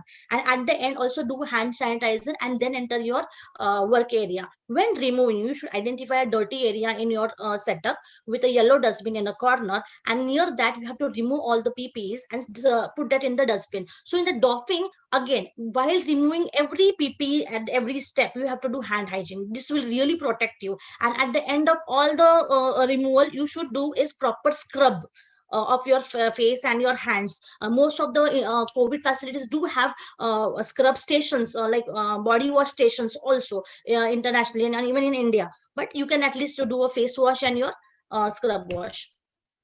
So in one of the hospitals, they had designed such like at the door security what PPEs they will wear, at the admission desk or reception what PPEs they will wear, in the IPDs what PPEs will be there, ICUs what PPEs. This will help us to sort out the PPEs. This will help to reduce the cost, because we cannot wear a 1,000 rupees sterile PPE kit which is used in the operation theater at the security level or the reception level. So you can have a nice sheet or a which can be displayed at different areas, so your healthcare staff can readily see it, read and wear the PPEs accordingly. Isolation. So you have read about the PPEs and the barrier precautions which we are going to take. As we are discussing, COVID-19 spreads by contact, contact and droplet precautions through the air droplets which settle on the surfaces, and these are the fomites which can cause, or by direct droplet exposure on our faces, or by touching our faces in a exposed area. So isolation. So whenever there is a suspected case or any COVID positive case or any other infective case, you need to have isolation rooms or isolation areas in all the hospitals. Again, I repeat, it's not only for COVID, it is for all the non-COVID centers as well. Who needs isolation? Identify them. COVID-19, TB patients, H1N1 patients, fungal infections, MDROs, measles, mumps, herpes, HIV, HBCG, SCV, burns, diffuse skin infection, fungal, parasitic bacteria. These are the common isolated patients in different hospitals. So what precautions are you going to take according to the type of infection? Contact precautions is simple barrier precautions with a gown, gloves, your mask, and this can be for your diarrhea, dysentery, anything which spreads by contact. For these you can wear the contact barriers. Droplet precautions, the COVID-19 is spread by droplet precautions. You should have a proper mask, your gloves, your gowns, and if the patient is suspected or known COVID, you can have keep it in a separate area with a well ventilation room. Yeah, again, there were a lot of questions about air conditioning. Air conditioners should not be allowed in closed spaces or in hospital areas where COVID patients are kept, because the COVID viruses, it stays there for a longer time in the air conditioned rooms. That is the reason why, because when you have an air condition, there is a positive pressure in that room and the airflow changes are very minimal. We want more airflow changes for the virus to go out, right? So we have to have proper area identified for segregation of such kind of patients, and we take all the barrier precautions the way we discussed just now. Airborne isolation. Airborne isolation is we have a proper negative pressure room. The pressure which we have in the OT is positive pressure. The exactly opposite is the negative pressure room.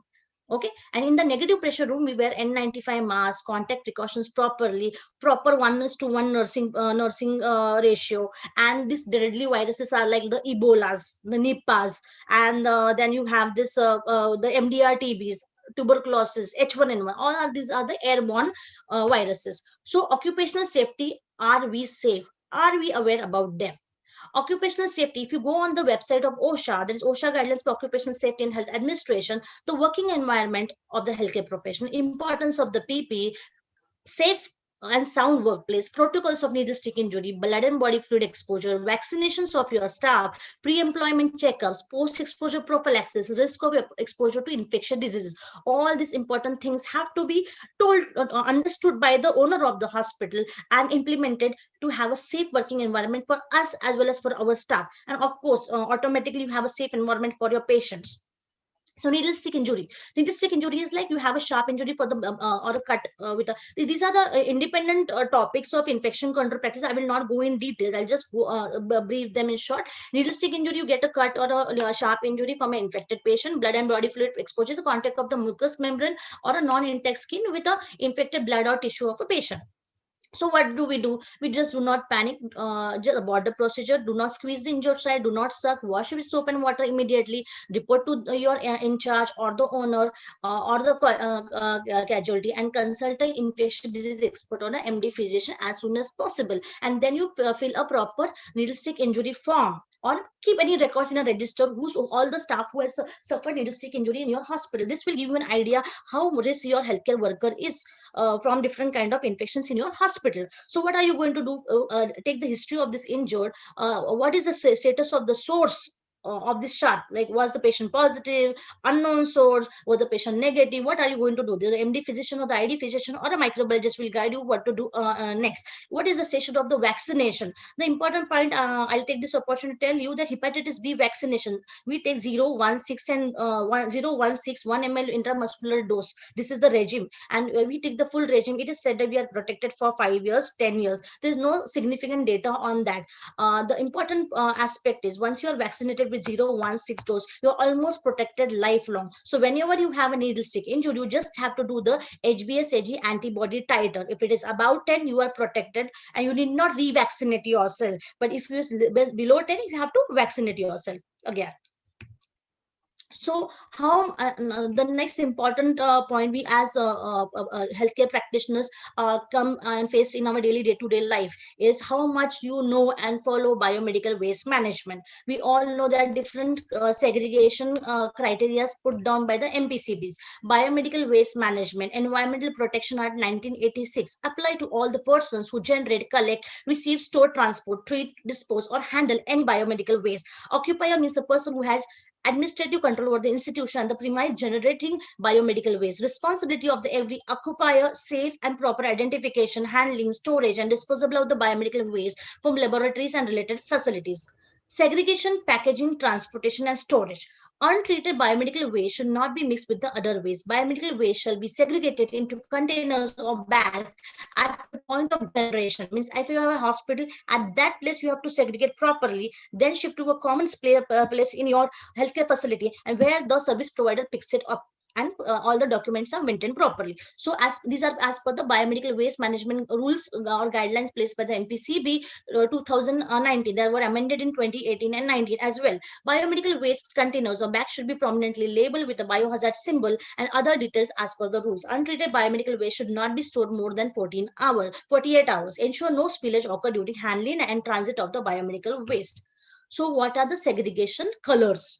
I get a lot of phone calls for the same, and it is simple thing. You just have to contact your service provider and he will give you all the segregation, latest segregation posters or policies to you if you demand. So black or black bags, or you have now the yellow and the green bins, which the municipal waste, which are paper waste, kitchen waste, wrappers and paper covers. So what is more important for us is the yellow bag. The yellow bag, it will have human tissue organs, body parts, placenta, dressing material, plasters, gauges, and cottons. So these are all non-plastic but infective biological waste. Also, we should have a separate yellow bag with a label C, and in this it will have the outdated medicines and the cytotoxic waste. Red bags, these will have all the plastic infected waste, like the plastic waste like the IV tubings, IV set, riles tube, ventilator tubing, Foley's catheter, Euro bags, your drain bags, O2 mask tubings, and the gloves. I have seen many hospitals segregating the gloves in the yellow. No, it's still in the red bag. And remember one thing, in Maharashtra, we will be having slight difference in the color coding. In the neighboring states, the color coding might be same, different. But right now, the CPCB, the Central Pollution Control Board, is having a uniform set of segregation guidelines, which we have to follow. Blue, intact glass-like bottles and vials, as well as the implants are segregated in the blue bag. Sharp container, a white transparent with a wide mouth and a seal. Seal means proper cap. All such a container has to be for the needles, lancets, syringes, scalpels, blades, slides, or the broken glass items. So are we doing too much of the cleaning, environmental decontamination, cleaning and disinfection?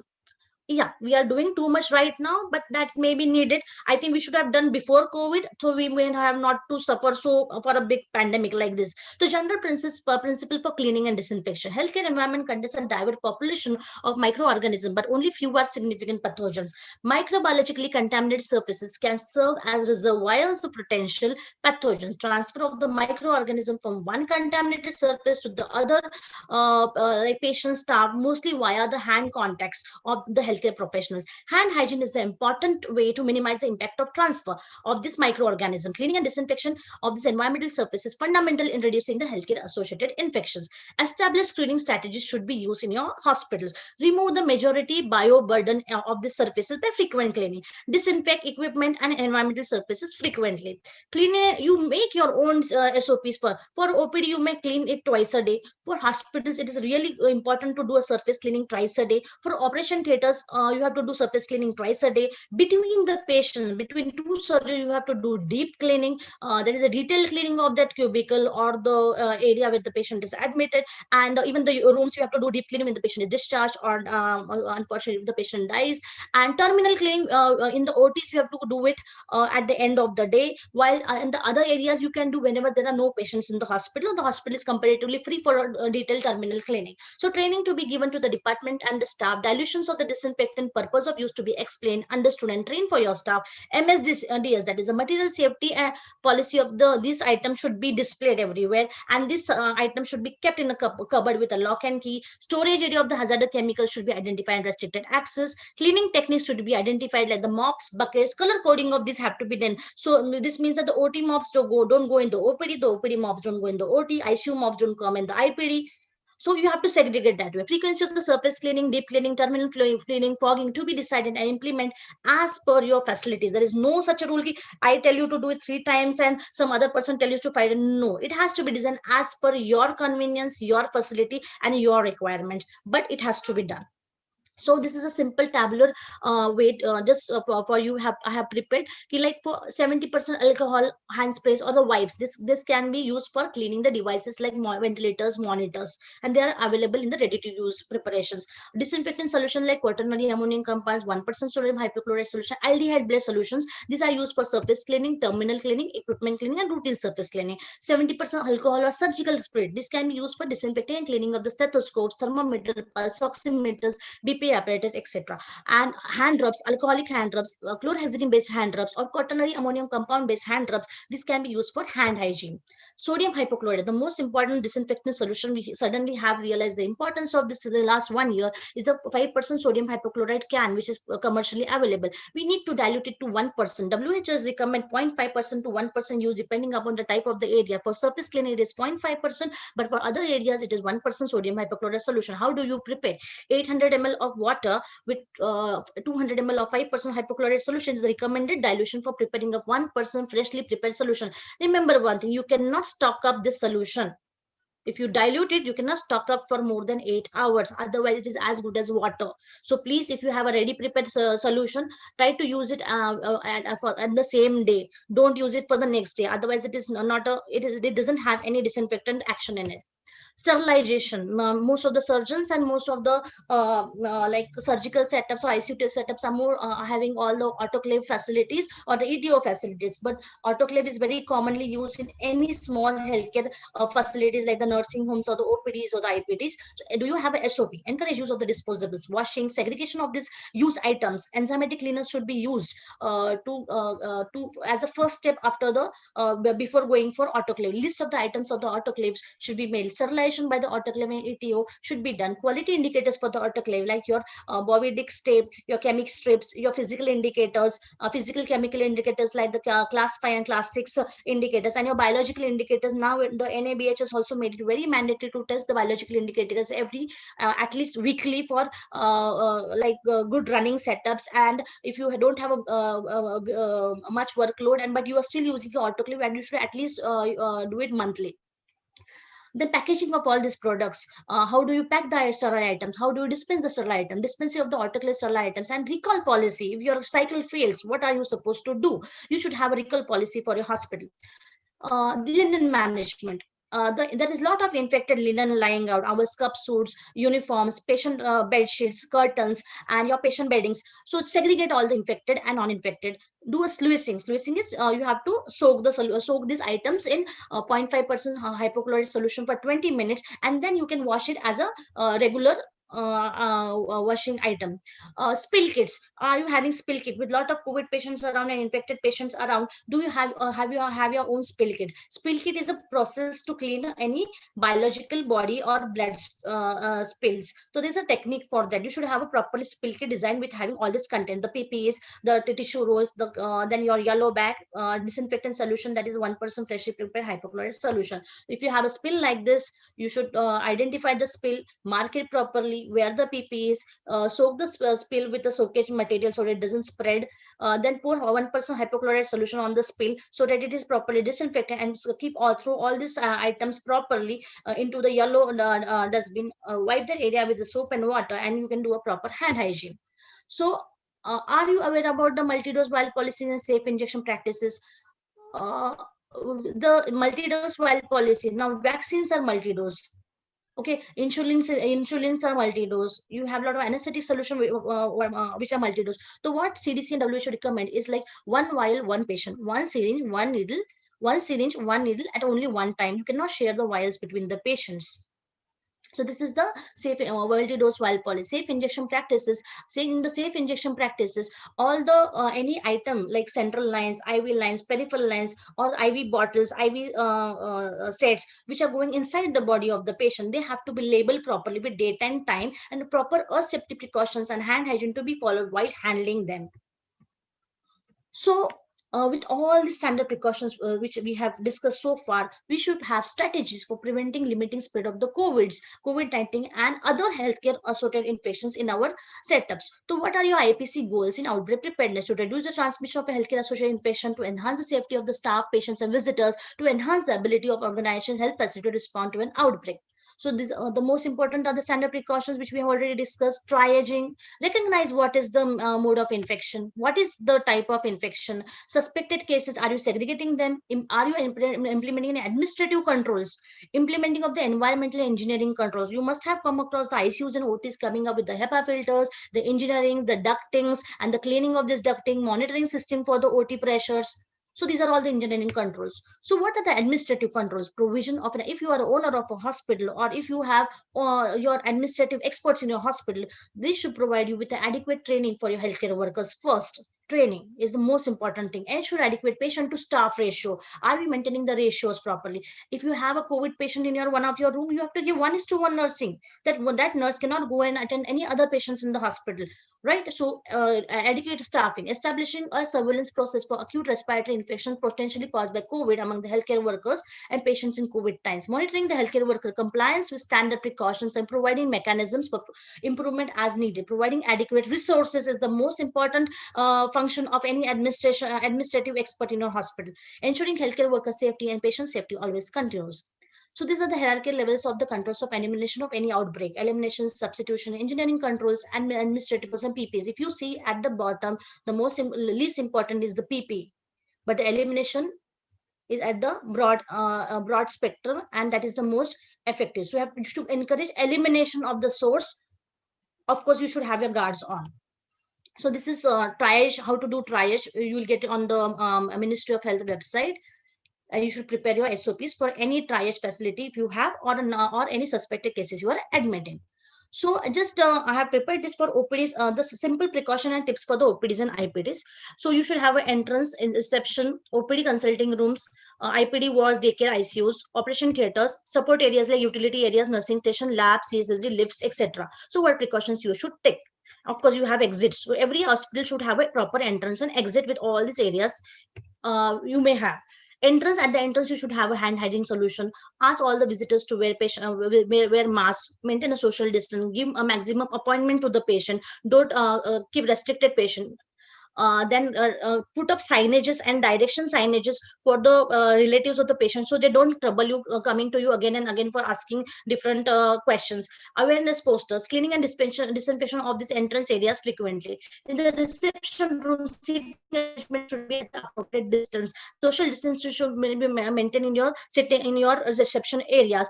Air conditioning should be avoided. Open the windows, let the air flow properly. Then provision for adequate ventilation. Hand sanitizer should be kept at appropriate distances. Pill kits should be be kept, posters should be displayed, and cleaning and disinfection practices should be done. OPD consulting room, you yourself has to wear bare minimal PPEs which are possible, maintain a social distance. Examination should be done as and when required, or if it is really necessary.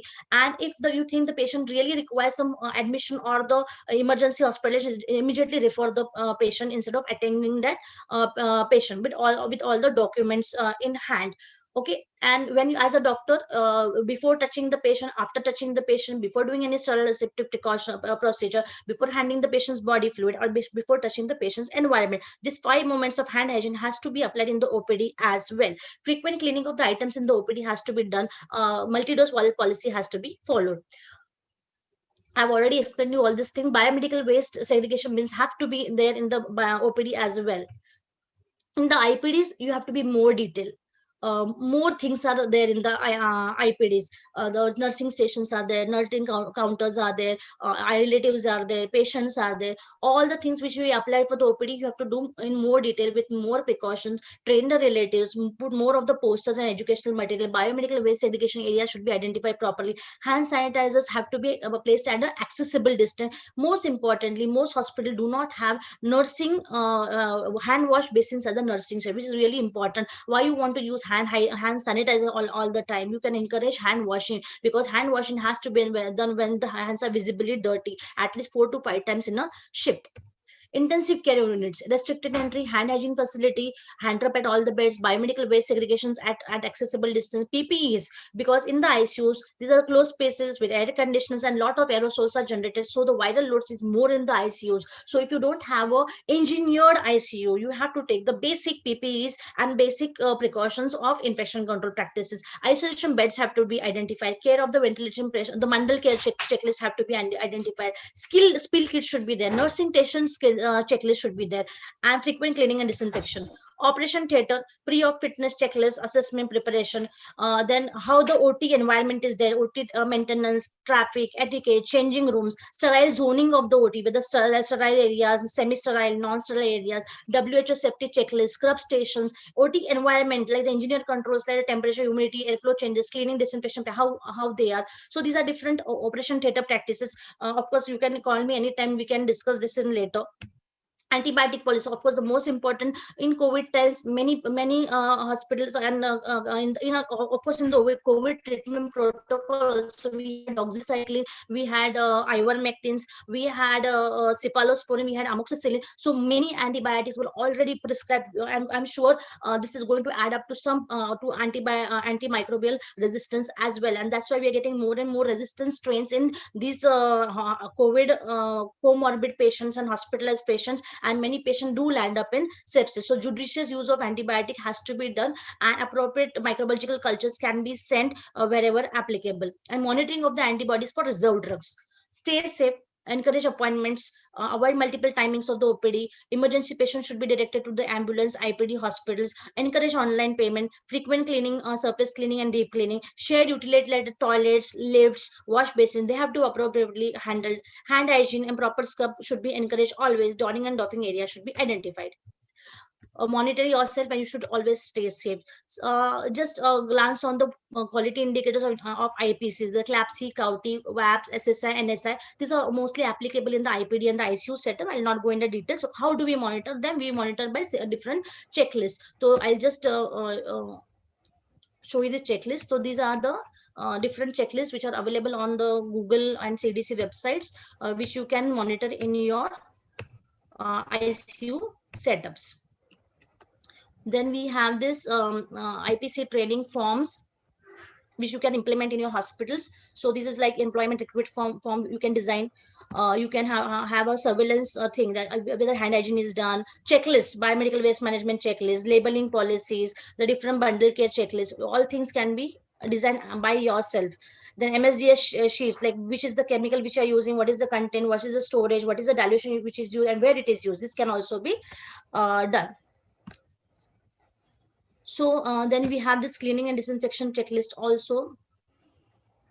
You can have this autoclave checklist, reuse item checklist, HIC quality indicator checklist. So there are many such checklists and WHO checklists available on the internet. So what are we achieving by all doing this? We are achieving the basic infection control practices, and we prevent the healthcare associated infections in COVID times as well as the non-COVID times. And we are this will help us to do COVID care as well as the non-COVID care. IPC is a new normal. Implementation of IPC in all the clinic and hospitals is a need of the day. We at the end of the day, we achieve infection-free environment, patient safety, cured patients, and decrease cost to the hospital. So do you still feel COVID is under control? You feel you are protected against any infection today and in future? Do you follow IPC at your healthcare facility? You feel treatment is proven for your all the COVID till now? You feel the world is prepared for more epidemics and pandemics after all chaos in the 1920, and of course in the 21 we are still going on the pandemic. Vaccine, is it there actually? So over the years, SARS-CoV-2, MERS, SARS-CoV-1, Ebola, and polio. If you go chronologically from polio to SARS-CoV-2, if you see the fastest vaccine manufacturing or approval has come for SARS-CoV-2. If you see others are still developing. Only polio has taken 60 years to develop vaccine, as COVID has taken only 12 to 18 months for actual vaccine preparation and dispensing. So we are somewhere like, okay, fine, we have got something for our protection. So what is the progress of the vaccines till now? As per the latest records, I will not go in details of this. Most of the countries all over the world, including India, has given phase 3 trial emergency approval for vaccine preparation and dispensing. So different vaccines which are available are virus vaccine, viral vector vaccine, nucleic acid vaccine, protein-based vaccines. So these are the 4 vaccines which initially started, kicked off their manufacturing, and they are ready, and they have got approvals all over the world. And in India also 2 vaccines have already come up. So can we still relax now? As a microbiologist and infection control advisor, I said no, because spikes of cases are still there. New strains are coming up. Mutants are going to be there for these rhinoviruses. IPC remains important for any infectious disease outbreaks today and in future. Stay alert and follow IPC at community and healthcare facilities. New normal is 2021. IPC, hand hygiene, mask, social distancing, PPE, screening, PCR, cleaning and disinfection, biomedical waste, and vaccine. These are the new hashtags which are still going to be there for 2021 as well. So this is all about the IPCs. The new sun will shine with a new normal. That is the mantra, and we hope the sun shines. Thank you so much. Thank you, Dr. Vijayalakshmi. Thank you very much for this detailed presentation on IPC practices and standard precautions. We really learned that we cannot relax. In fact, we need to continue to follow what COVID times have taught us. So this is very important. And this important topic of vaccine, I'm sure we'll be able to cover it sometime in the next topic and the next CME. Also, any questions? Any delegates have any questions to Dr. Vijayalakshmi? Any questions in the chat box? Or any questions? Okay, before we conclude here, I would have, in fact, I have a very request for Dr. Thackeray. So this topic of Hospi Shield, we wanted more of detail of that. So is it possible for so maybe, in the upcoming CME or the upcoming event, we can have the Hospi Shield in detail for all our delegates? Dr. Thackeray is there? I think sir. He's not either. Hey, sir is there. Mm-hmm. So I wanted to request him that if, the Hospi Shield can be taken up in detail for all other hospitals and as a topic. Right. I would like to thank all the speakers and all the delegates. Thank you very much, Dr. Thackeray sir, Dr. Dikshit and Dr. Vijayalakshmi Shinde for covering the topics so beautifully and enlightening us and giving us the information which is absolutely recent, up to date and practical for use in hospitals. Over to you, Dr. Hemant. Yeah. Thank you, madam. I first sincerely thank from bottom of my heart to all the faculty members for giving a wonderful lectures and enlightening us in those topics. Thank you, sir. Thank you, madam. Thank you so much. I thank Dr. Meena Pruthi, madam, for conducting the sessions wonderfully. Thank you, madam. Thank you so much. And I thank President Sir Dr. Sunit Upasni for giving us the opportunity for arranging a CME. And I thank all the present members for making this CME a grand success. And I take this opportunity to again remind you all about our virtual marathon. Friends, it is the marathon for our own friends who gave their life to prevent us from getting COVID. So let's come together and make this virtual marathon a grand success. We are trying to conduct it on a global platform. This will be one of its own kind, and this is the first of its own kind marathon. So let's be together and make it a very successful. All the updates will be coming on groups. So follow the updates. Thank you. Thank you so much. Thank you. Thank you, everybody. Yeah. And have a great evening and a lovely weekend. Sir, can we end the meeting? President?